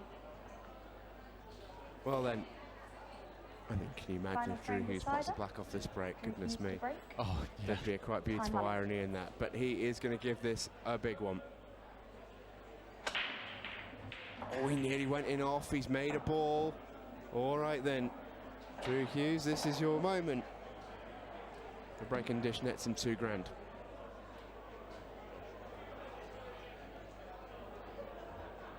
it's a good-looking split. This. It's a good-looking split. What's he looking at? I think reds are probably going to be his choice. Extension called. That's what's in his mind. I think reds will be his choice. He could, I mean, the yellows aren't too bad either, but the opening yellow isn't ideal. But the reds are laid out okay. It's just those ones around the black. You've got the black and then the two reds on the right. The one that's furthest right, that goes to the bottom right-hand corner. It's the one next to it that could be the potential problem. Does that go into the bottom left-hand corner? Probably not. May have to play good position or move it. Oh, it's all gone wrong. He was trying to play the red off the yellow, I think. Oh, he's fuming with himself. And to be honest, you could probably say you should be. Yeah, his thinking there was playing red off yellow and stunning the white into the black to open up that ball that I was just pointing out was going to be the problem ball, and he has got it all wrong. Oh no. More drama. More tension. Well, reds were a nice layout. They are, now that that mistake's happened, even though he's back to the table, which you'll be happy about, this is a completely different table for Drew to be going at. Two reds at the top of the table, I don't think they plant. Got a red in the bottom of the table that's a real problem, and the one by the black is still not nice. No choice but to play a containing shot. Open up his 2 reds at the top of the table, but he is leaving this yellow on. Big pot now to the bottom right-hand corner. If this goes in, he'll have a great opportunity.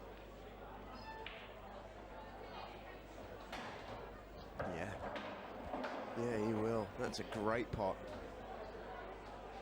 So well, he's going to take the one down the bottom right-hand side of the table first. Thought he might go the other way, play the one in the middle, but backing his potting. And that was a great shot. Yeah, 2 really tricky pots to open up this frame, and it's been a side of Dom's game that has let him down this evening. Well, has he potted as well as he can, and he has. Has he just opened up that yellow enough? Can he get to the potting angle to play the plant? I think he can. He's almost there. He is very almost there.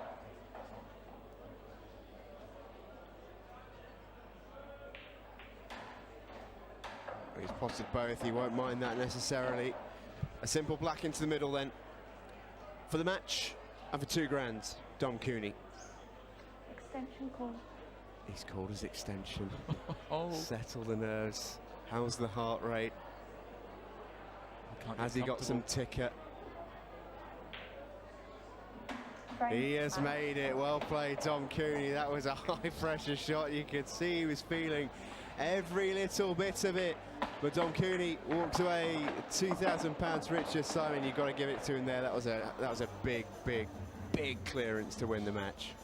Just incredible the way he managed to find something at the end. He played, when he looks back at this match, okay, the pressure out there is huge and it's really difficult conditions for the players, but he'll be disgusted with, both players will, disgusted with the way they played. Really missed a lot of chances and made a lot of mistakes, but in that last 2 frames, Dom stepped up and played his best pool, and he walks away with the money because of it.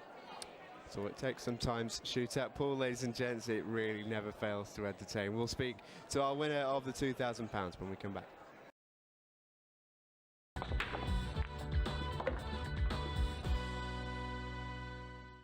Welcome back to the Shootout Showdown pool on Free Sports. Simon, that was a game which had a little bit of everything. It had some really good pool. It had some really bad pool at times, but what it didn't lack was in entertainment. They took us the distance, Dom Cooney and Drew Hughes. Plenty of drama, that's for sure, and plenty of bottle, and in tough conditions, it has to be said, and both players will probably be annoyed with the way they played, but you know, Dom's going to be happy because he held his nerve at the end. Well, let's find out, shall we? I'm imagining so, but we'll ask the man himself. Dom, first of all, huge congratulations on the win, mate. What are your emotions after that? That took a fair bit of ticker at the end. Just relief, really. It was just mental, to be honest.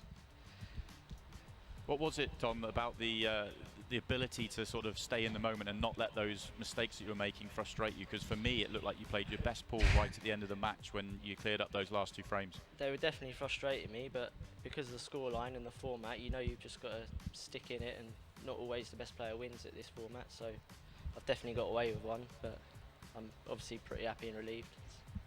What were your thoughts heading into that final frame? Obviously, you'd done so well in the previous frame to clear up, to force it to a decider. Did that give you a little bit of an extra confidence boost heading into the decider?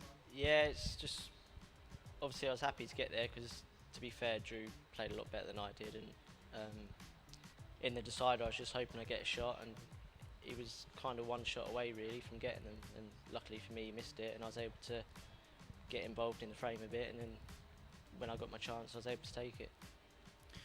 What was it like out there for you in the arena? Your first taste here at the arena here, and it very different to any other pool you've played, I suspect. Yeah, first frame I forgot about the shot clock straight away. My shoelace come undone after I broke, so I was all over the place a bit, but I managed to get myself together a little bit. But it was so hot in there, there was no aircon or nothing, it was just horrible for both of us. Hey, well, we've been moaning about it all evening long, mate, so don't worry about that. We're in it together. Look, a big congratulations, Dom, on a big win for you, and we hope to see you again very soon. Thank you. Cheers, guys. Well, there goes Dom, and a big win for him, Simon. Ultimately, he got over the line, and that is always what matters, whether it be tournament play, but I feel like especially in these Shootout Showdown matches for the big prize pots, just get over the line no matter what. Yeah, I think we're going to see a number of matches like that in this form of the game. Both players struggled, let's be honest, they really did. Both players can play so much better than that, but I think the pressure of the situation, it's such a short race for that sort of money, and you're playing, it's a very different pressure than playing tournament pool.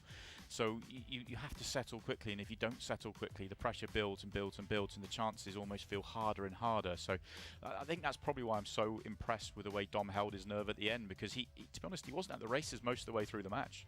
Yeah, he certainly was. We've still got plenty more to come for you tonight on Free Sports. It's got a great game coming up, but next week we have 2 more Shootout Showdown matches to bring you, and these should be absolutely brilliant. Lee Killen and Daz Cheetham will go head to head, as will Gaz Higgins and John Sullivan. $6.5 grand between them on the line next week as the prize pot continues to increase here at the Shootout Showdown. Couple more fascinating matches. I think one thing you really need to have really good matches of this style is to have evenly matched players, and I think that's what we have here. I think all 4 players probably fairly comfortable against each other as well, although there is 2 separate matches, so it should make for a fascinating viewing again next week. It certainly should. We've got one more match for you to come tonight here on Free Sports, and it's coming up next.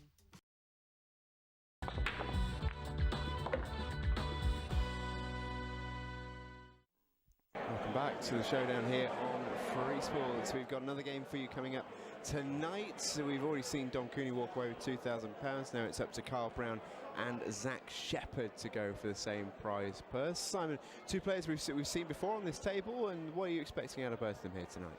Well, both players, when they played in the Super Series a few weeks ago, actually impressed me. Although they ended up on the wrong side of their matches, I think they both had spells in the match where they played well and they looked really good and really solid. And you know, if they can find some of that form tonight and get themselves in front and you know, take their chances, then they've got a good chance of taking away with the money.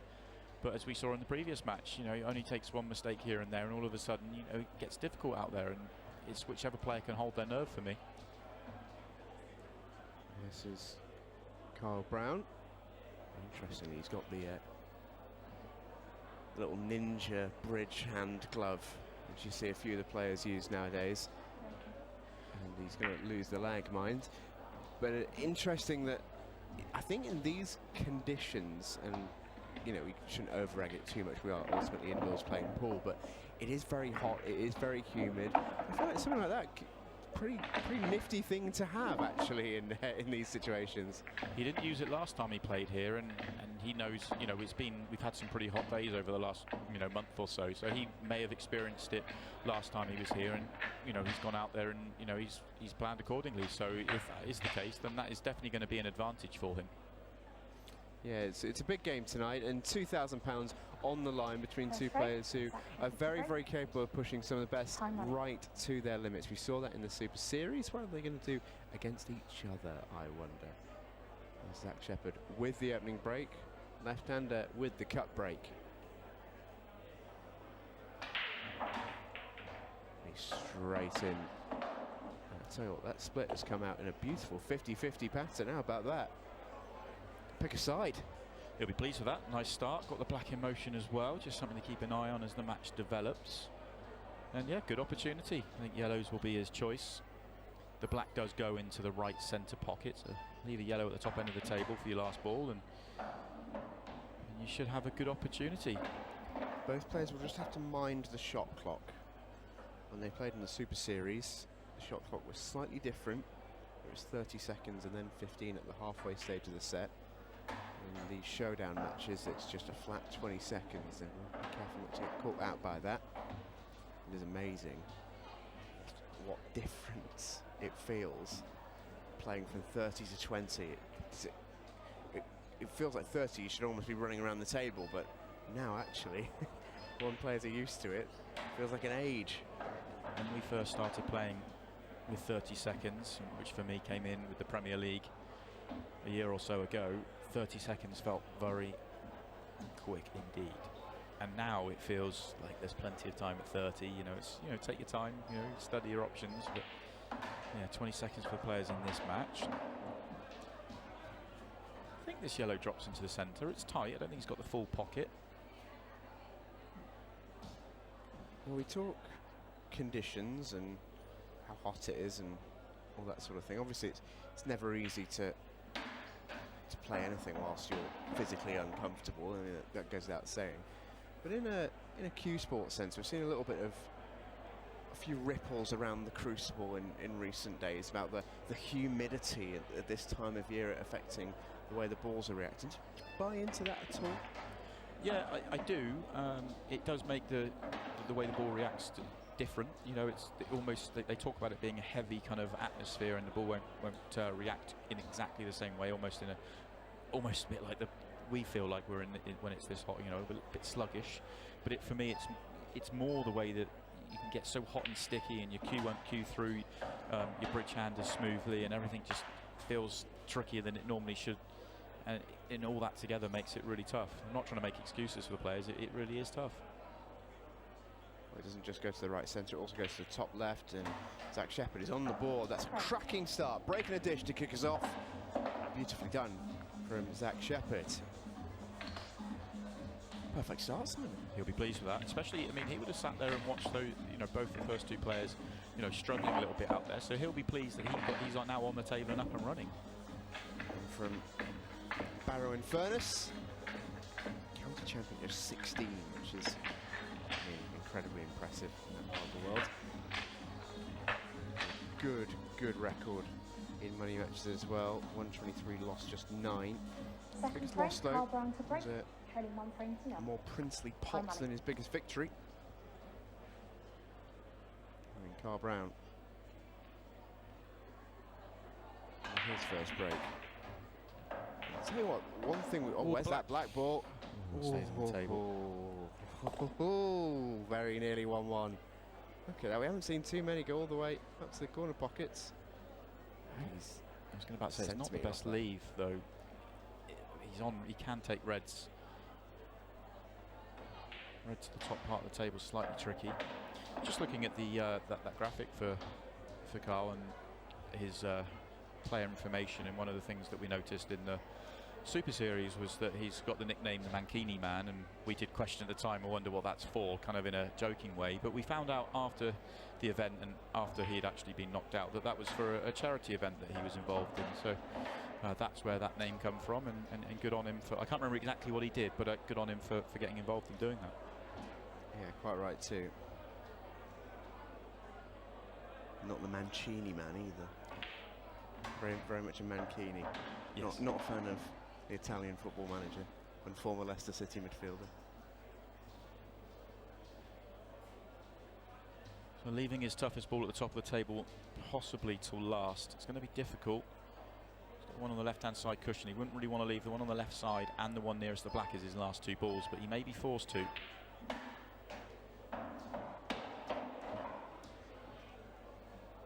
He's worked his way around these pretty nicely so far. This will be a boon for both players if they can make their way unscathed through their opening breaks. I'll be really pleased. This is where this frame may be won and lost there. These two shots coming up need figuring out.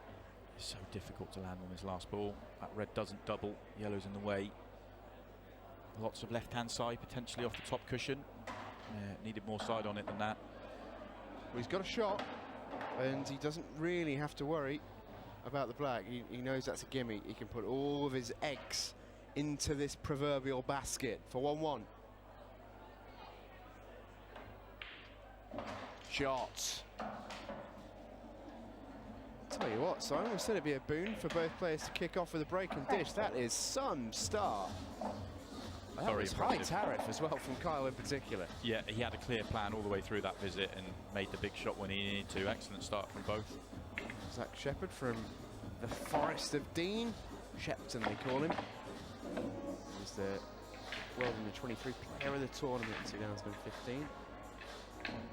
Got a negative money match record. But, he has got a 15 grand win to his name. Big Swansea City fan. He also likes a bit of the NBA as well. Third frame, Stephen Zach Curry. Shepherd to break, 1 frame all. Time I out. asked him about his money match record when he arrived this afternoon, and he was saying, well, he does, you know, he likes to challenge himself, and he's taken some matches that perhaps he shouldn't have done in the past, possibly why he has that negative record. but he won't shy away from big matches. So if he keeps breaking like that, he shouldn't. Two fantastic breaks. Real good example of the cut break and what it can offer. It doesn't need to be hit the hardest. You get splits like this and get a ball down. Absolutely all you need. But that first shot was tough, under shot clock pressure as well. And the problem he's got is having got such a good split, this is now open for Kyle. It's actually really unlucky. At first glance, you saw that split and you thought, oh, great opportunity. He's going to get another good opportunity to clear up and another break and dish, but he didn't actually have a good first ball on. In the end, he had to take a long plant, which was odds against making. So, touch unfortunate for Zach.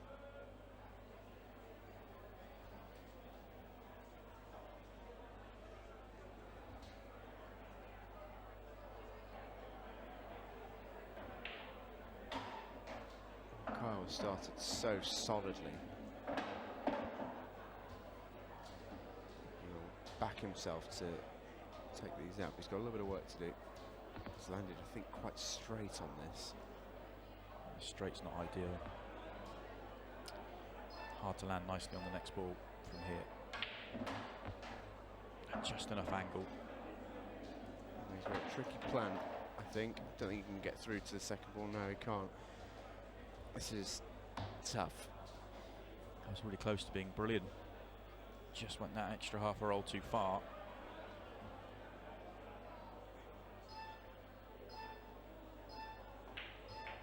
Oh, shot. Tell you what, he's come to play Carl Brown tonight. That is terrific.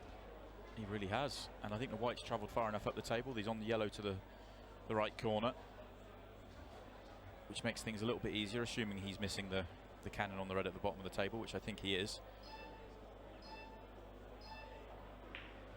Yeah, nicely done.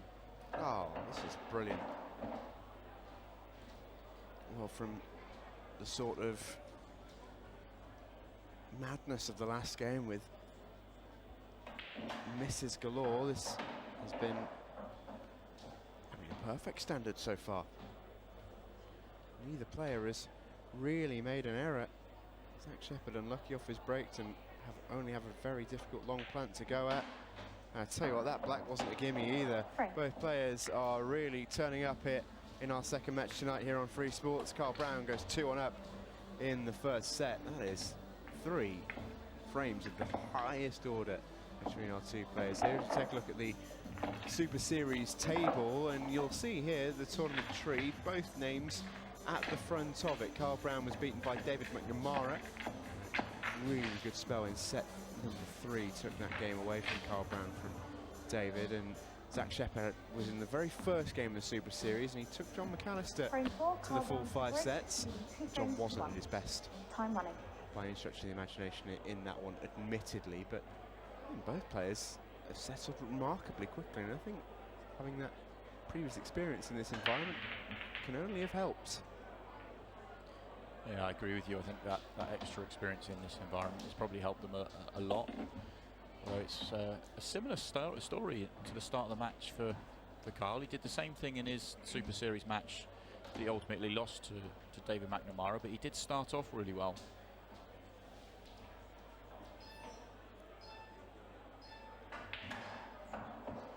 He's a little bit unlucky with his break there, and another good one, sort of similar to Zach. Just got a little bit unlucky on it.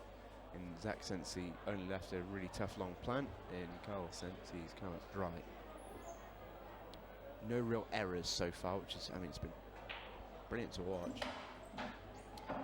The two different sides of pool drama, I suppose, Simon. We saw in the first game, it was nip and tuck in a very different sense. You never quite knew what you were going to get from shot to shot, but these two so far, and I don't want to jinx them by any means, still very early in the game, but playing a brilliant standard. Yeah, they are.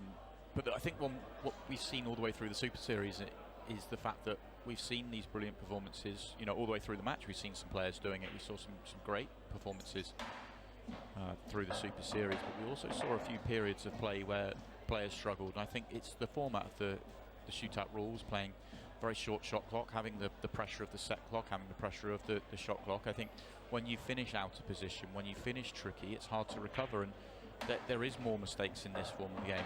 I don't think there's much doubt about that. It forces it. Yeah. It's almost by design, isn't it, the format, to put players under pressure, to force the best out of them.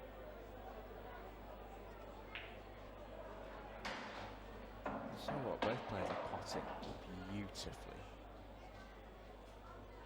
This black doesn't really have a pocket, not from where he is now. The black goes to the left centre and it goes to the bottom right, possibly bottom left. Hard to land on it into that pocket, but it doesn't go anywhere else. Just trying to play, well, I don't quite know where he was trying to get to actually. Possibly coming twice across, trying to land above the black, but yeah, he's not got into that at all. So our first error, really, and it's come from Zach Shepherd. And this is a little open for Kyle. It's a bit of a shot to nothing. Will not want to go in off, and he hasn't left anything really for Zach to go at. If that had gone in, he'd have still been very much on his clearance. And when it hasn't, he's not too fussed.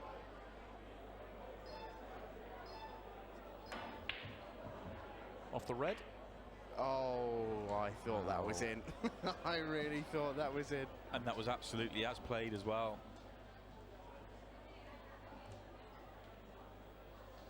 Look how close this is. Oh, goodness. Well, if that's as played as you say, that'd have been one of the best shots we've seen on this table. Yeah, absolutely as played. No question about that. But the fact that it stayed on the table gives Carl the opportunity to mop these up. Red on the right hand side is slightly tricky. Lands on it nicely, it won't be a problem.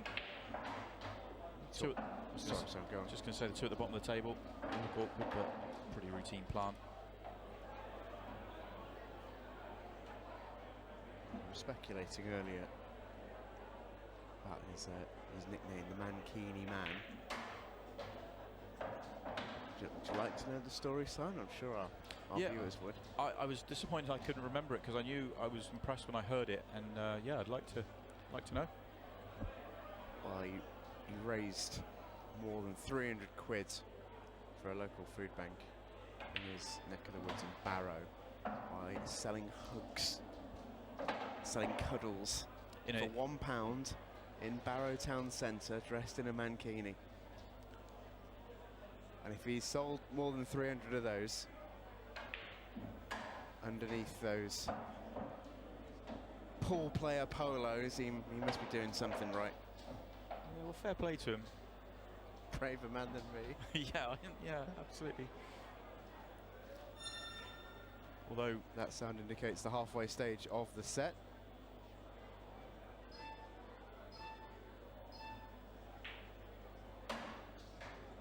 a little bit closer to this than he wanted to, but difference for Carl is that the black will go into the right centre pocket. There is enough room. Doesn't actually have to be that precise, because I think he can hit the near jaw, it will just come off the yellow.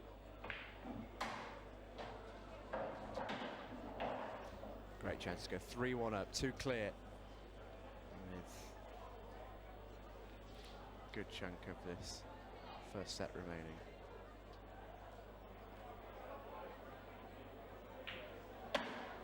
Nicely played. He'd lined that up just to make sure, and make sure he did. 3-1 Kyle Brown. £2 prize pot tonight. That isn't £2, it's quite a bit more than that. They won't get to walk away with that entire case. That's for me and you to play for at some point. Yeah, no, that's yeah. No, but joking aside, there we have seen matches being played for that level of money. We've seen money matches reach the kind of, you know, the 70,000–80,000 pound mark, which is some sum of money to be playing pool for in this format. Well, I say this format, even in a race to 25 or 30, that's just a one player. You know, when you're putting up half the money each, it's got to have some bottle to play that. Yeah, you've got to be some player to play that as well. You really back yourself. to a level that most just simply can't. Well, Zach's been unlucky there because he's come up dry, and again, he's broken really nice. This is a great split. Good chance here for Kyle. Really good chance.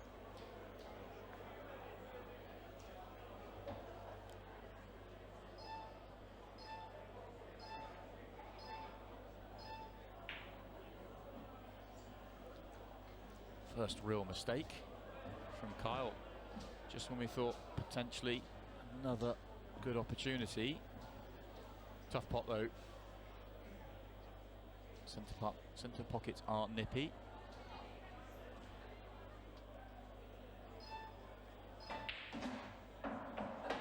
That's lovely. Good news, bad news though. Opens up one red. Has he covered up another? The red may still sneak past the yellow to the bottom right corner. Not this one, the one just above it. Yeah, the fact that he's played the shot that way tells me that it does go. May not be the full pocket, but enough. If he just drops this in, he'll have a red to the left centre. His attention will turn to the red at the top of the table, which doesn't go, I don't think goes to the top left. Looking from this camera angle, perhaps he does have some of the pocket for it. It shouldn't be too difficult for him to drift up the left-hand side of the table anyway and take it to the top right-hand corner.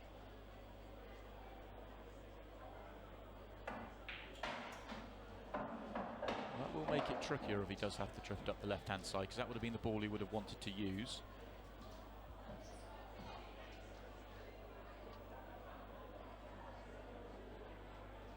Yeah, you can see the cogs whirring. Extension called. It's actually awkward here, whichever way he goes, Extension red in the called. centre or red in the corner, he's not got a nice angle. He's either coming down the table, which would leave him too thin if he takes the one in the centre, and this one means he's going across into the yellows and has to avoid all the yellows. Well, not the way he played it, that's for sure, hitting that yellow, but it is the perfect angle. Yeah, he's come up roses Yeah. after that shot. He put a hand up behind him to acknowledge that wasn't quite as intended, but he, in reality, couldn't have played it any better. Is he all right in the potting angle? Yes, I think he is.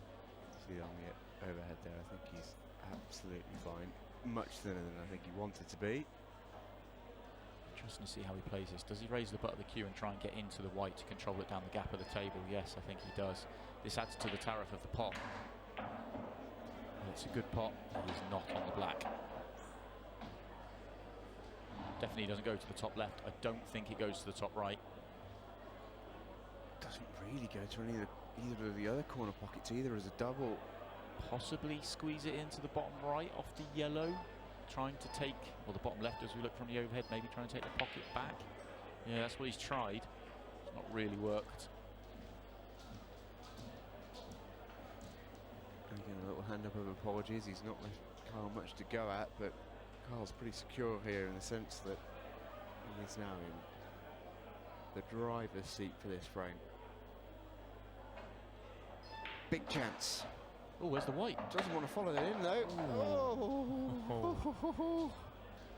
Oh, Kyle. Lucky boy. Can't see any of the yellows at the bottom end of the table now, so he'll just take the one at the top. It's not, he has to be careful on this next shot, because that black, he might be able, oh, he's fouled this time. Wow. He tried first time round and didn't get it the second time. It flew in. Yeah, no mistake. Yeah. That is... It's some pot. It's some pot, but he thought he was, if he could pot it, he could just miss the in-off. It looks worse than it really is. Still tricky here for Zach. He wants to take the yellow over the pocket. If he takes the yellow over the pocket, he's not guaranteed position onto the black. If he plays the plant, it's not easy. Oh, that's come out nice. Oh, he's got away with that one. Yeah, again, it's not as played. You could see by the way he held his hand up straight away. Not as played, but, well, it goes in all the same. Yeah, he won't mind. Frames are frames are frames are frame. It's 3-2. Both players riding their luck at points in this one. This is coming up next week for you on Free Sports. Lee Killen versus Daz Cheatham. $3 grand on the line from 7 o'clock on Monday. 7 days' time. And the main event that evening, for 3,500 Griffins. Gaz Higgins against John Sullivan.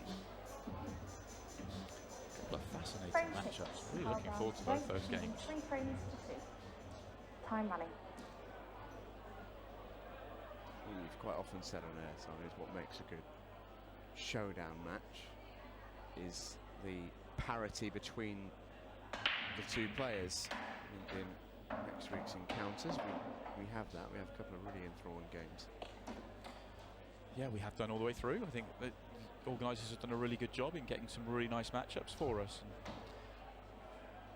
And one of my friends messaged me this afternoon and said, "Oh, what's going to happen tonight? You know, what do you think? And who do you fancy?" And I can't call it. I can't call either match, and it's exactly the same next week. I wouldn't really know where to start in trying to call those matches. And that should make for a fascinating matchup.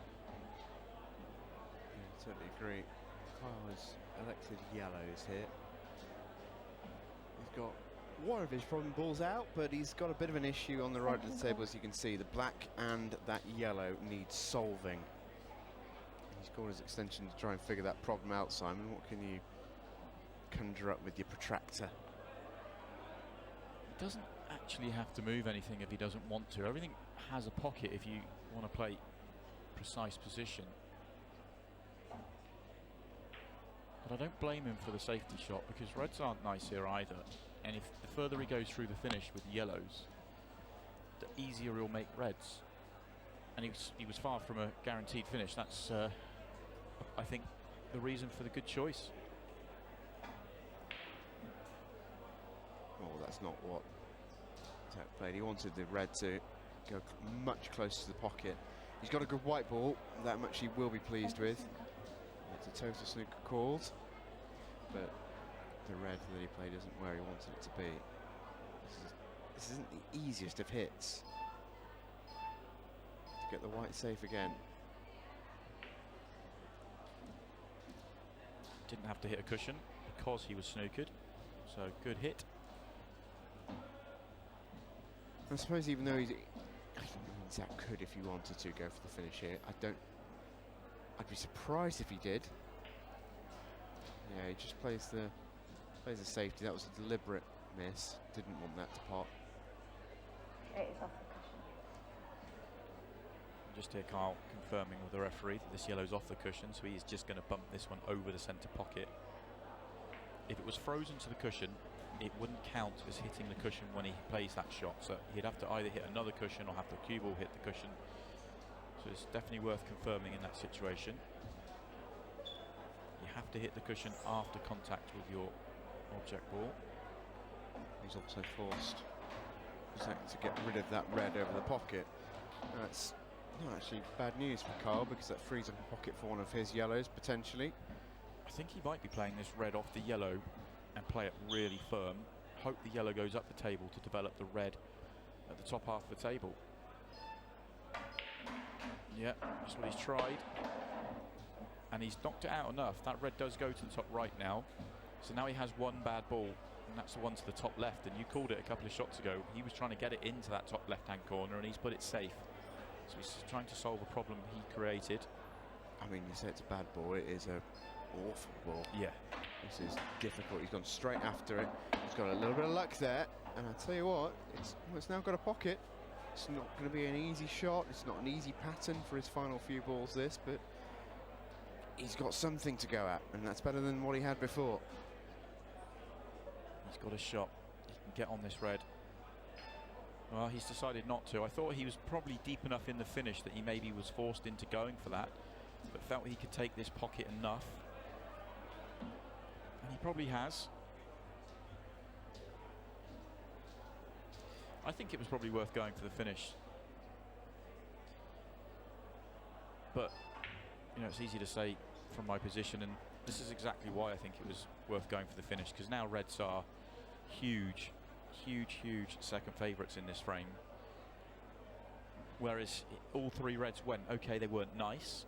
He could have taken the red on to the left centre from where he was, or he could have played the one to the top right corner to then get on the one on the left-hand side to the bottom left-hand corner. So he had options, And okay, the one in the middle of the table is not that easy either, but at least there's a pocket for it. So he had choices. Yeah, this is the shot that he had. He could have gone for it. You see he's taken the pocket, didn't fancy the clearance, but the problem he has is when you've got 3 left on the table and your opponent's got 6, you're a big second favourite. You're going to lose that tactical battle. Yeah, every day of the week. So that, whilst he may have felt he was odds against making the clearance, was that going to be his best chance to win the frame? And the answer may well have been yes. Well, Kyle very much clear these out now. It's all there for him. And we're taking one away.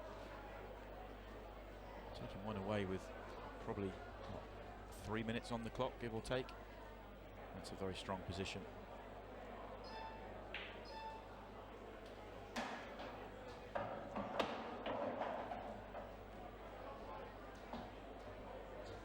Come up okay there. You can see the potting angle of this yellow, and it will take him naturally onto the yellows at the other side of the top of the table. Just drop it in. That's come out nice. Just what he was after.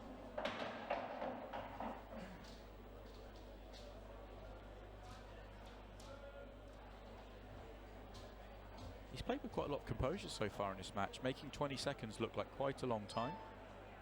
Yeah, agreed. I've been really impressed with both players, but in particular Kyle. I think he's been excellent so far.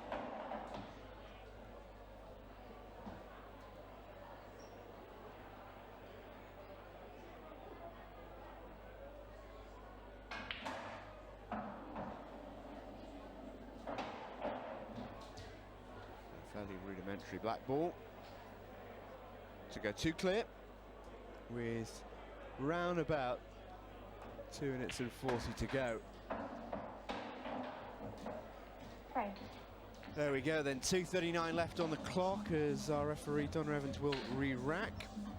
There's just about enough time here still for Zach Shepherd, but he is very much up against it. This is now going to be very, very difficult for him to come back from this.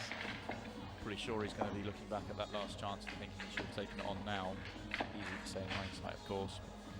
Yeah, it's certainly the frame has got away, and it's tough chance from here.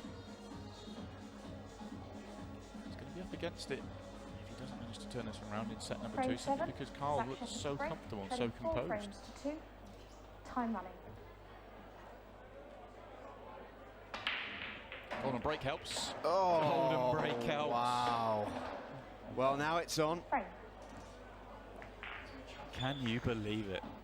When he absolutely needed it, this was never anywhere else. Oh, it's very much set back on. It's set back in the balance. 2.5 minutes now. It's a very long time, and if Carl Brown breaks dry, this is right in the balance, Simon. Yeah, dry break now would make things very interesting and be, ask the question of Zach, what have you got? Can you make that 1.5 minute clearance? Yeah, he'll just want to have the opportunity. And if you can have a perfect golden break, I mean, that was it. Straight in off. Absolutely no ricochets. That's as pure as it gets.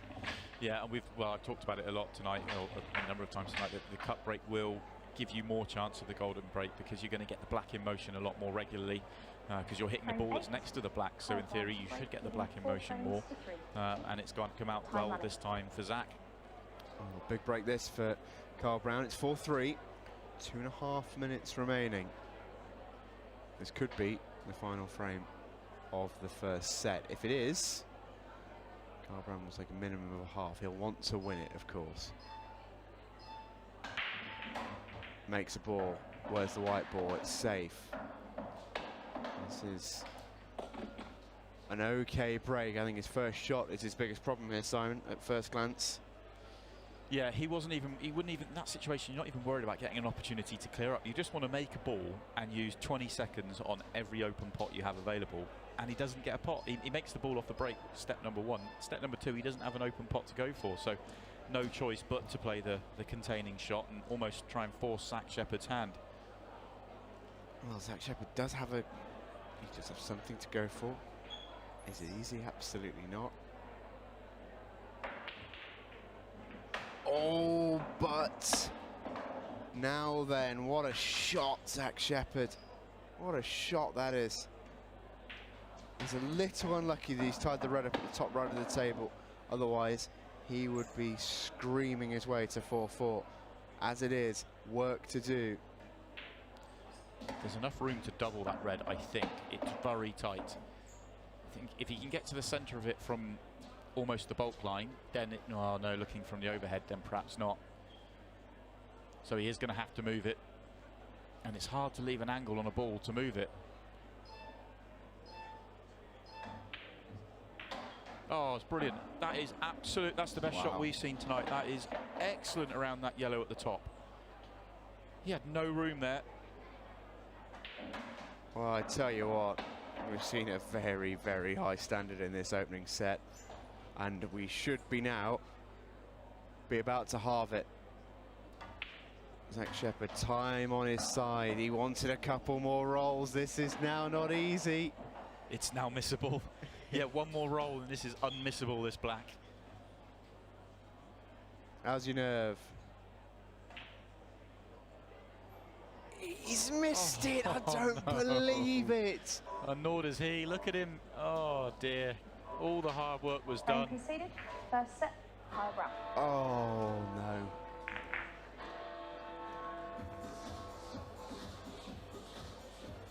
What a game this is.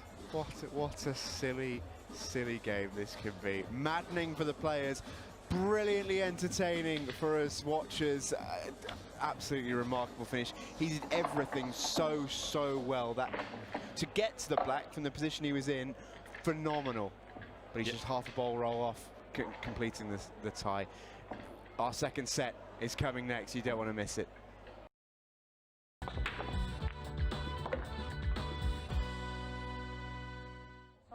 Well, some fantastic action in the Shootout Showdown so far tonight, but none really finer than our opening set here between Kyle Brown and Zach Shepherd. Zach Shepherd competing here after a golden break to try and tie up this set, and he comes so close. Played one of the shots of the night, if not the shot of the night, to open it up for him, Simon.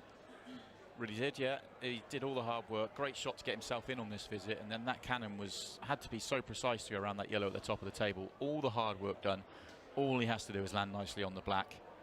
You see there, he played it with a lot of check side to play on the black to the top left. He could have gone another way. He could have gone across the face of it, played for the black into the centre. But that check spin has killed the white off the cushion and just left it awkward enough. Still fancied him to make it, but not this time. Could be a big miss. Kyle Brown takes the opening set then. It means that can only force a decider. And Kyle doesn't even have to win this set, reminder. If it ends, for example, 3-all or 4-4, half point each, Kyle walks away with the pot. Here we go then, Kyle Brown with the opening break of set number 2. He played brilliantly throughout set 1. Probably, Simon, if we're honest, the deserving winner of that set, but he's not going to get an opening go at this one, despite a good break. You're absolutely right. He deserved to win the set. He almost didn't because of the way it ended up with that golden break and that great chance from Zach. But Kyle did nothing wrong throughout that whole set. I think he missed one pot. He played really well, took all his chances, or nearly all his chances, and yeah, was the better player in the set. It's not a bad opening gambit from Zach Shepherd. He clearly didn't want to be reds. Yellows was the choice, and it was a difficult opening pot, but he's made it look pretty good. This is not an easy second. Done well. Still not easy. The yellow he's just moved isn't particularly nice to land on. It's not too bad, but there's the one nearest the bulk line on the left-hand side. That is slightly trickier.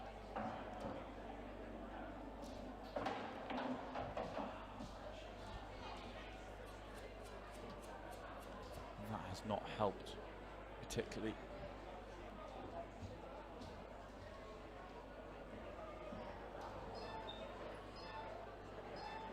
Shot clock ticking.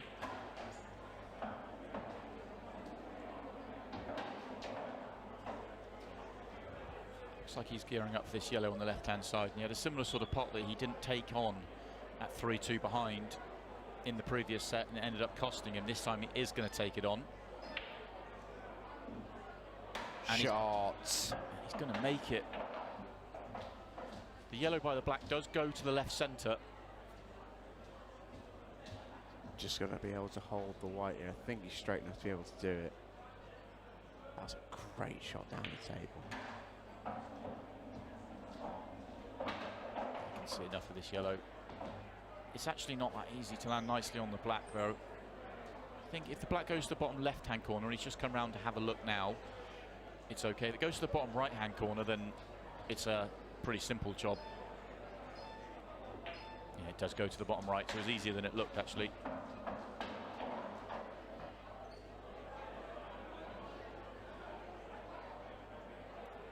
One 0 in this second set.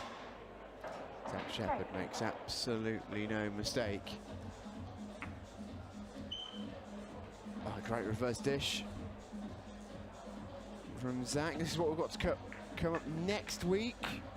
Lee Killen, Daz Cheetham go head-to-head for 3K. Gaz Higgins and John Sullivan compete for 3.5. The money's getting bigger, isn't it? Next week. So money the ramps up. biceps. Yeah, well, that's true. Wouldn't want to be the man taking on Daz for 3K? To be honest, I don't want to take anyone on for that sort of level of money. There's break, leading 1 frame to 0. need lots of bottle for that. Yeah, some great games lined up there. It really is. Should be a great night next Monday. Do hope you'll join us. We'll be live in the same place, same time. Black's on the move again, but this time it avoids the middle pocket, and Zach also comes up dry. This is what I find sometimes with the cut break. When it's going well, you know, it's great, but sometimes with the cut break versus the front break, bad front break quite often yields a ball. Bad cut break very seldom does, it seems. Kyle is very unlucky with that opening shot. It was a great effort to play the 3-ball plan. Have a little look at this. Really clever go. It's unlucky. Yeah, it was a good try, but I do agree with you with the cut break, actually. If you get the cut break wrong and you don't catch it well, you're almost destined for a poor split. Ball's not to open up particularly nicely, and probably not going to make a ball, whereas you can get away with a front ball break every now and then.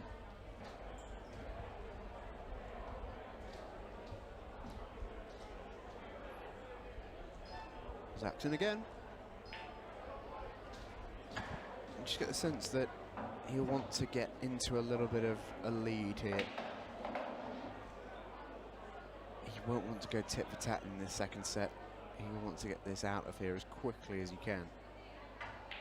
Not let Kyle have a chance to go on and halve the set, or indeed go on and win it. I agree. The man who's behind is under pressure. They have to not just win this set, but also they know they have to take it to a 1-frame tie break.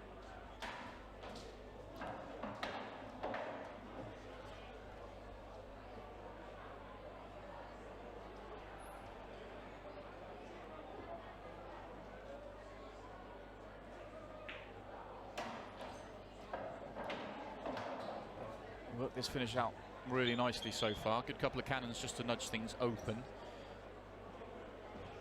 Landing on the black isn't guaranteed.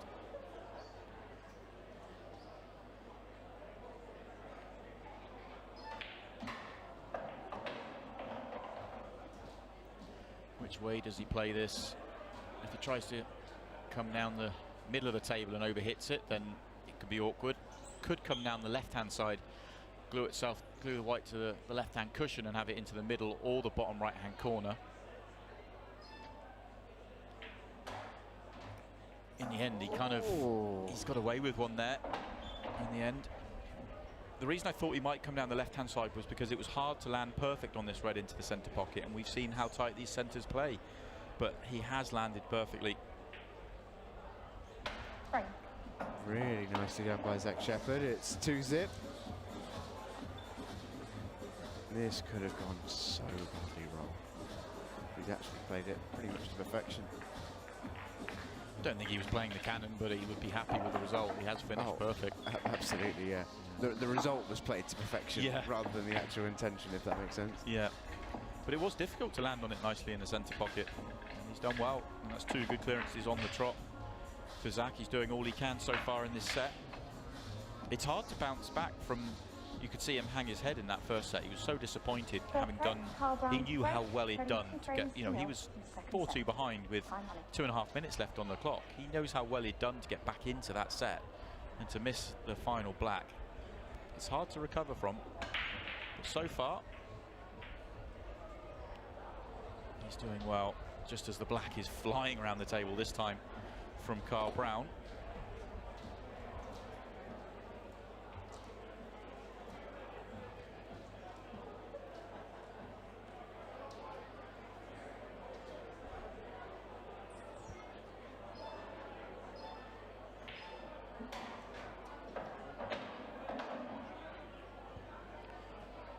Not sure if the red at the bottom of the table goes to the bottom left. If it doesn't, then the red at the bottom is a problem ball.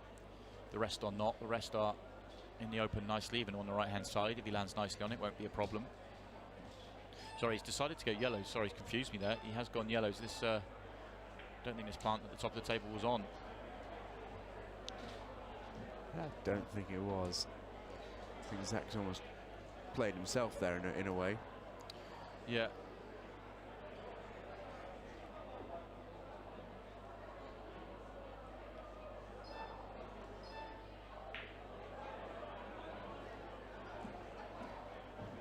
It's not too bad from Carl. Hasn't left any of the yellow at the bottom of the table on.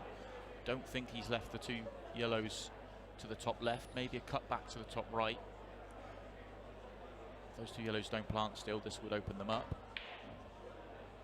He's played the double, and he's played it nicely. Great shot. Fully intended from Zach Shepherd. I'm assuming because he's played the double rather than the pot to the top right corner that these 2 yellows now will plant in off the jaw.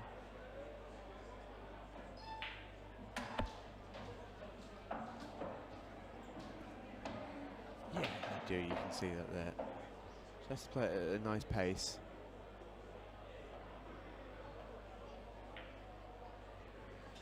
Oh well. In the end, he decided not to play it and played to snooker instead. Slightly strange to take on 2 pots to then play the snooker. You think if you're not going to go for it, then you should not go for it with as many balls on the table as possible. Yeah, it is a strange one, that. You don't think he tried to play it and missed it, do you?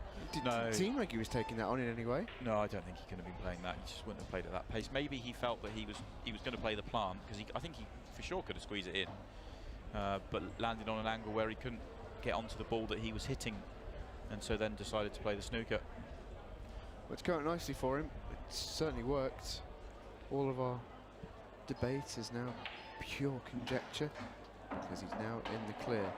Well, he's not yet in the clear. This shot here is going to send the white running through a minefield. He knows it. A little smile tells us that. This is not easy to land on these yellows at the top of the table. Played it well.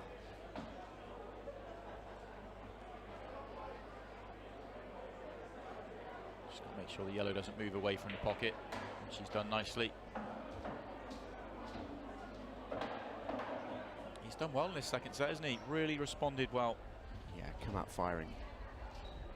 Come out firing. And I don't think Carl's really done particularly much wrong. And he's going to find himself 3-0 down. So he had that missed plant and a couple of dry breaks.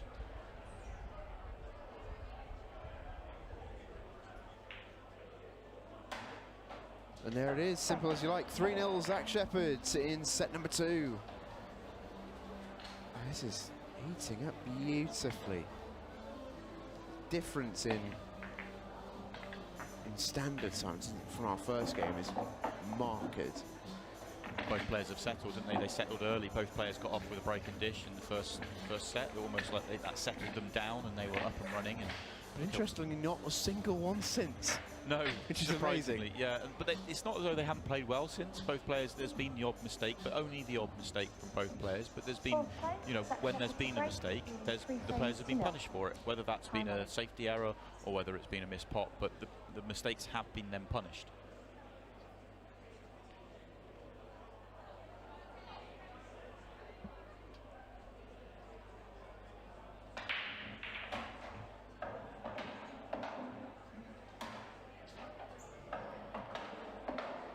First time in a set, ball is made off the break. Not the best split though. If he goes reds, there's one bad red on the table and he has the two reds just inside it in his bottom half of the table to potentially try and develop it. If he goes yellows, there is more problems. But it's the same area of the table that needs to be developed. Could make a case for both, but I think he's eyeing up reds.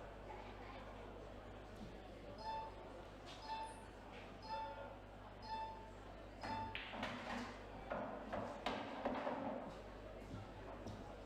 think he's got the position on the first shot all wrong. I'm not sure he's on the next ball. Maybe just on the one that's nearer the middle of the table in the bottom half. Yeah, he is.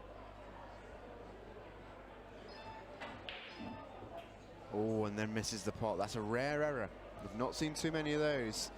Most unforced errors from either player. That is a straight up miss, not caused by anything else other than pure user error.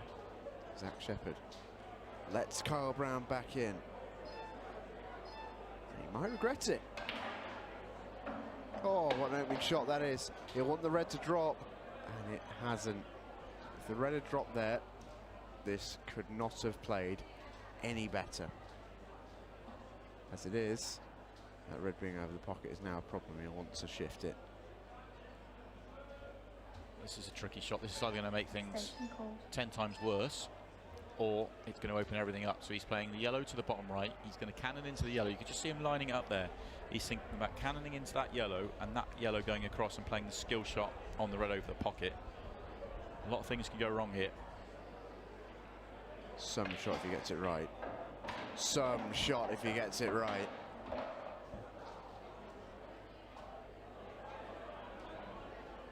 Oh, brilliant. Yeah, excellent shot. Really, really good that. That's proper top level pull.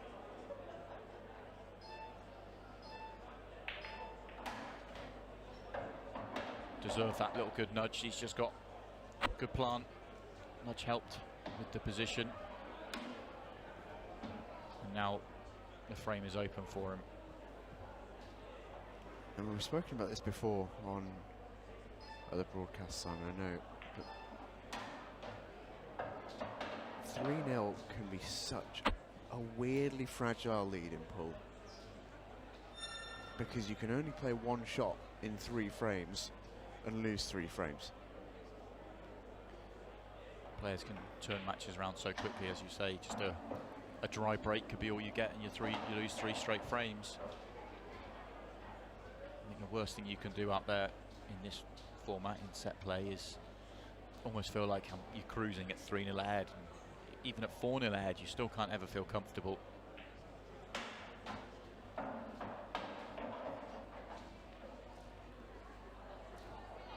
Wouldn't have wanted to have to go in and out the bottom half of the table to get onto this black, but all the reds are out the way. No real problems here.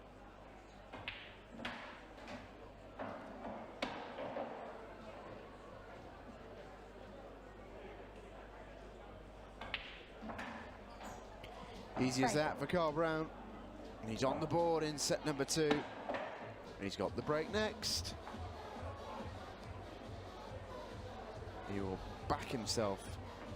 Here, having had a successful previous break. Here he is, the Mankini man.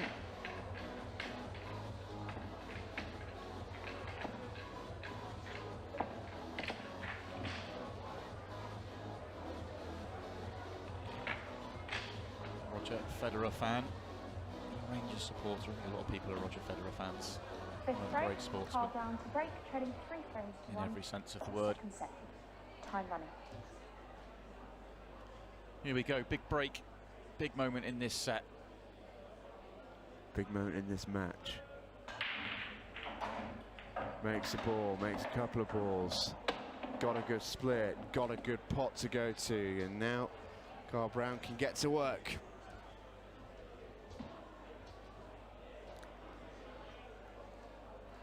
I don't think there's a really obvious finish, but he's got something to go at.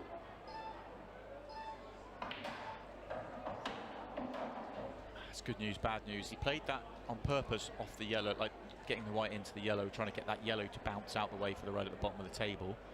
Was taking a risk with the position onto his next ball, but the problem he has isn't so much the white going up to the top, but more that the red is blocked off on the left-hand side. Can he still get to the potting angle?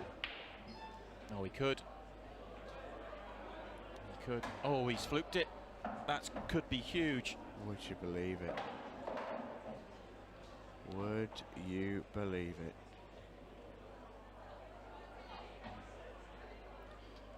What has he landed on now that he's made the fluke? Tough red into the centre. Oh, lovely. That's killing. Really nicely, and now he's in perfect position. He's one way or another, he's got this into a great chance.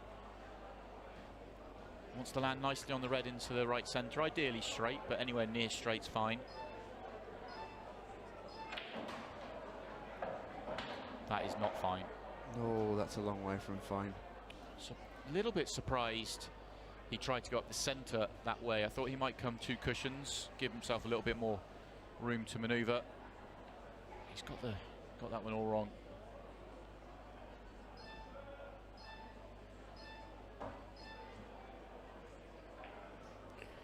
It wasn't necessarily end of break. If he'd have caught that ball half ball, the clearance was still on. But alas, no. And Zach Shepherd is in again. And this is such a big chance to go 4-1 up. He can't pass this up if he wants to walk away with the prize purse this evening. Doesn't need to move anything. That little cluster of 3, 2 yellows and a black, they unfold nicely. Yellow into the right centre, yellow into the bottom right corner, and the black goes as well. Possibly too risky to leave those 2 yellows for your last 2 balls, just in case you don't land straight on the yellow into the centre, so he has gone after it now. As long as he can top this through on and off the cushion without kissing the black, then he's fine.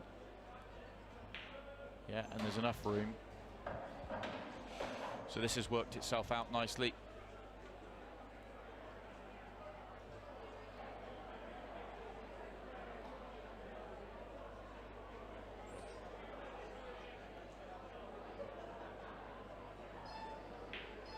I think if you're Zach Shepherd here, you're absolutely delighted with how this frame's gone. Should take the yellow to the bottom left first, I think, in an ideal world, just in case you finish off angle on the yellow to the bottom left and it's difficult to get on the black. But he's finished straight enough, he can just screw back to the centre of the table.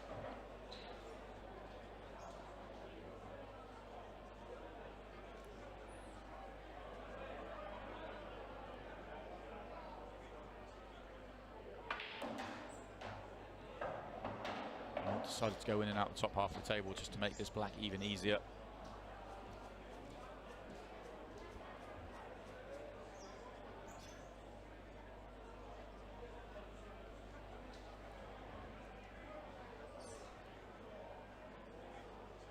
Pressure pot. Beautiful. And Zach Shepherd goes into a 4-1 lead. Less than 10 minutes to go. He is 1 frame from forcing a decider.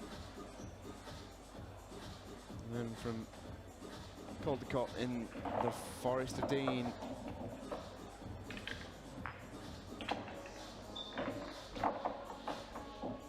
It's a great way to round off the night, wouldn't it? Can we stop the match Looks clock, odds please? on that we're going to a tie-break frame. Both players, if Zach does complete victory in this set, both players would lag for the break in what would be a deciding tie-break frame. One frame of ball for £2,000. Frame 6. Zach Shepherd to break, leading 4 frames to 1. Time running.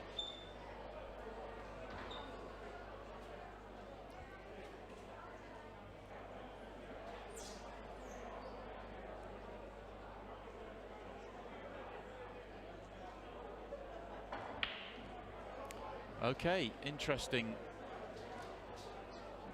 Zach has decided it's tap break time. That's the first time we've seen that in any of the matches we've had here during lockdown. Theory being there that he doesn't want to open up the pack, he wants to keep it as tight as possible. For me, he's done this a little bit too early. I think 9 minutes on the clock is probably excessive for a tap break. That's the sort of thing, if you are going to do it, then you do it with, say, you know, last minute or two, just to make sure you're going to win the set. But first opportunity, Kyle's going to open everything up, and if he makes a ball, you get an opportunity. Oh, well. Strange decision that for me, for Zach, to do that. 1 free shot, 1 visit. Open Yeah, table. I mean, I must say, Time I mean, we talk about the percentage shot a lot in this game, Simon. I suppose in many ways that is the percentage shot, but I think a lot of players would really bulk at playing that as a, not an affront, that's too strong a word, but it's not really in the spirit of things. Yeah, it's one of those, in the right moment and in the right time, and we saw it in a couple of the shootouts. I can think specifically in Doncaster. I think Liam Dunstop did it once or twice when he was a frame ahead with the last minute or two on the clock, and I questioned whether Jordan Shepherd should have done it in the grand final, actually. Not that he ever would, but I said that if you were ever going to do it, that was the time to do it, and we saw what happened. He broke dry, and Simon Fitzsimmons cleared up twice in 2.5 minutes. I just think in this situation with 9 minutes on the clock, first opportunity that Kyle had, he was always going to slam into the pack and open things up anyway, so you're not gaining anything on the clock, that really. Okay, he's gained the opportunity because Kyle didn't make a ball when he went into the pack, but I just didn't think it was tactically the right decision. Yeah, just seemed a little bit unnecessary, really. He's been breaking so well. You just back yourself to make it, and if not, he will have another chance, you know.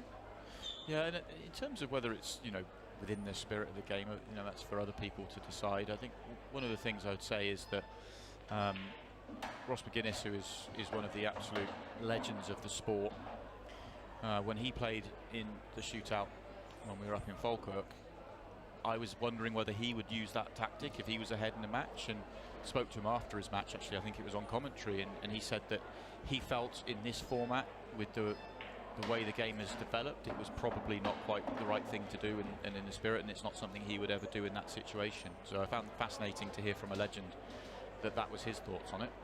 Everyone at home will have their own opinion whether it's the right way to go or not.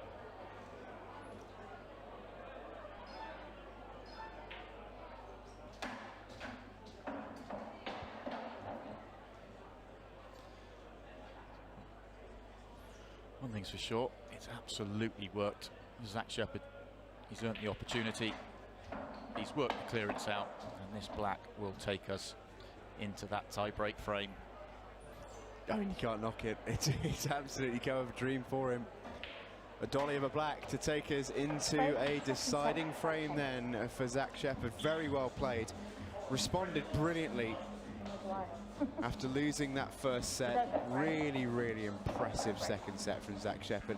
And it's not really as if, Simon, that Kyle's dropped off too many levels. It's just been all Zach in this second set. I don't think Kyle did much wrong in that set. He didn't. It wasn't like he threw away many chances. You can see on the stats there, every time he's gone for a clearance, he's almost made it. You'd have a lot more balls missed, total balls potted if you were going through clearances and not making them, considering he's won 5 frames in this match.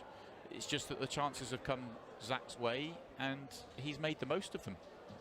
Well, both players now will be going to the baulk cushion I should say. And that looks like that is going to be Kyle Brown. Oh, perfect. Okay then, Kyle Brown, it's your break. One imagines we won't be seeing a tap break for this one. No, I think that's one thing's for sure. He's been breaking well all night, to be honest. So I expect him just to, hit another good another big break, and hopefully he'll get the opportunity. It hasn't been coming for him in this set so far, or in the second set as it was.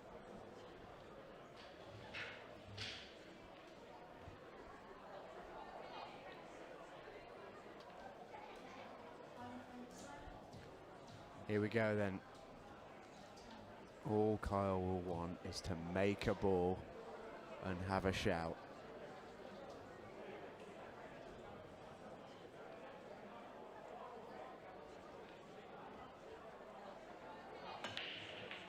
Oh, where's the black? Oh, where's the wow. white? The drama. Oh, we both in the commentary box threw our hands back. Carl's thrown his hands back. Oh. It was all going on that break. For a second he thought he'd won it in one shot, then the white goes in, and it's going to be Zach Shepherd with a golden opportunity. I mean, it's not all over. He very nearly had a golden duck. Can you imagine breaking a golden duck and losing 2K? Oh, imagine that. After what happened last week, I'm not ruling anything out in this series, but this is a big chance now for Zach. It's there for him. Still an open table, of course. Free shot used to pot his first ball, so it's still open. Now he has taken yellows. Okay, he's not landed nicely. He's just come far enough down the table, though. He's on this yellow to the right centre. The control of the cue ball is taken away from him a little bit, being on the side cushion. Doesn't want to nudge the yellow safe that he's going into. And he sort of has. That's not ideal. The yellows do go to the left centre pocket, both of them independently of each other, I believe, but certainly the top one goes. He may have to play a plant first. I'm not sure if he can get to the one over the pocket or not.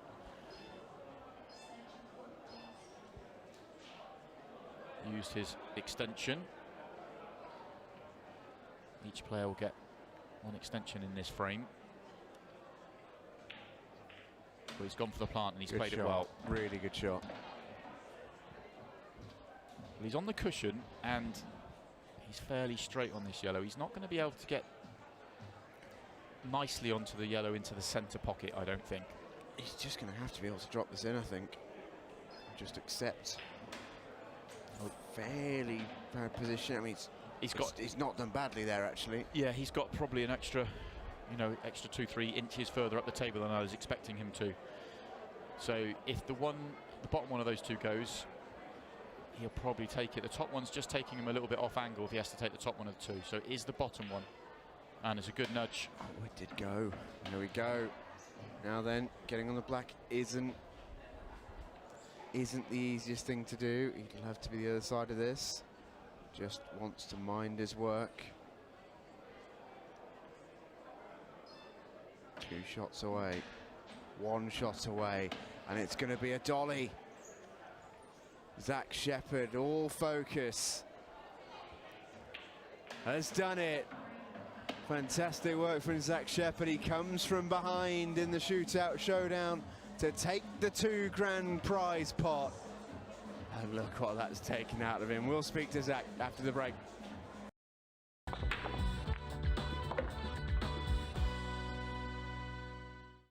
Welcome back to the Shootout Showdown on Free Sports. We are done for the evening, Simon. 2 very, very interesting games, both very, very different matches as well, I'd say. Both players struggled in our first match of the night, and it showed some great bottle in the end to get the match won. But in that second match, both players played really well, and it made it fascinating because when their mistakes were being made, they were being punished. Both players were playing great pool, and it was exciting all the way through. well, 2 games tonight and 2 deciders. And the winner of our second one, Zach Shepherd, can speak to us now. Zach, first of all, a big congratulations. You held your nerve in the final frame decider. How are you feeling, first of all? Not really sure what to think at the moment. I'm still fuming from the black I missed in the first set. I thought I paced the finish well, the whole finish, and I got to the black and I slowed down, and then I don't know what I've done. Well, I was going to ask you about that because you had the golden break before that finish, and then that finish would have been absolutely magic. The shot to cannon everything out. So when you missed the black, you were visibly, shaken by it. How have you managed to sort of keep your composure and play so well in that second set? I think it's kind of just loosened me up and thought like I just went for it from there and played quite attack until the end of the set where I slowed it down. I was taking my time on that last finish thinking it was 3-1 because I was trying to slow the clock down, when if I knew it was for the win I would have took him out a bit quicker to level it 1-1 in sets. A really crazy game, Zach. A word for your opponent, Kyle, because it felt like from our perspective both of you weren't really making many mistakes. It was a real back and forth out there. I broke dish first and I thought, here we go, I'm going to play alright for a change, and then he broke dish back and I was under a bit of pressure, and every time I come up with a good shot he had something to respond to it, and the same elsewhere. It just summed my money match form up really. I'm either amazing or clinical or dreadful, to be honest, and a few of the misses were bad, but a lot of the stuff was good, I hope.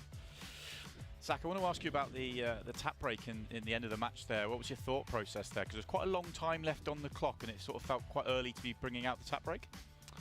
I just remember when I played in the Super Series here, I was 2-all in sets and 1-0 up against John McAllister in the last set, and I broke dry, and then after that I went 4-1 down in the set and ended up losing the set 5-2. I just wanted to try and slow it down a bit and just make sure I didn't give him an easy chance to get a bit of roll go, because he's capable of taking 2-3 frames out on the bounce like I did in the first set, so I just didn't want to give him that chance really. And in terms of how you played tonight, we saw you against John McAllister in the Super Series. Do you think that match and how that went, taking him as close as you did, put you in pretty good stead tonight? You looked really comfortable right from the off. Yeah, it was hard against John because I come in through lockdown. I hadn't picked the cue up at all, and as you saw when I was practicing before that Super Series match, and I was just happy that I was able to put a little bit of practice in going into this game, and I think I played a bit better. Until I watch it back, I won't really know. Can't really think. I just knew I played a few good shots. And well, very modest of yourself, mate. Myself and Simon have been waxing lyrical about the pair of you's performance in that second match. Some great pool played by both, and congratulations on the win. Thank you very much. I'm hoping Martin will give me a game now. He's been ducking me for a while, and hopefully we can get the game on next month here. So call out. This is the next level. Absolutely love it, Zach. Congratulations on the win, mate. Thank you very much. This has now turned fully WWE meets pool, and I'm all for it, ladies and gents, let me tell you. Simon, a great night of pool, and as I said, very, very different, but in each its own way, very, very enjoyable. Absolutely. Whichever way it goes, there's always drama in this form of the game. The first set was edgy, both players were struggling. That second set, second match, both players played brilliantly well, and plenty of drama, and both matches went all the way. Well, I'd probably say it's not quite as dramatic as last week, but I'm not sure anything could be. Well, who knows? These two will give us a run for our money, I'm sure. Next Monday on Free Sports, the Shootout Showdown continues. Lee Killen takes on Daz Cheatham for £3,000, our first match on Monday night next week. And then following that, for the Princely Summer, £3,500. The stakes get upped. Gaz Higgins takes on John Sullivan. Well, that'll just about do us from another Shootout Showdown, ladies and gents. We hope you enjoyed it. It went down to the wire. 2 final frame deciders. And we've now got players calling each other out. We've got the lot.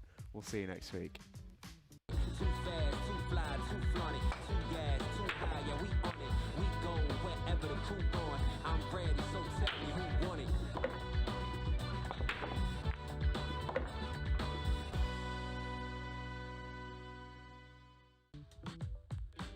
This program is brought to you by Town Billiards.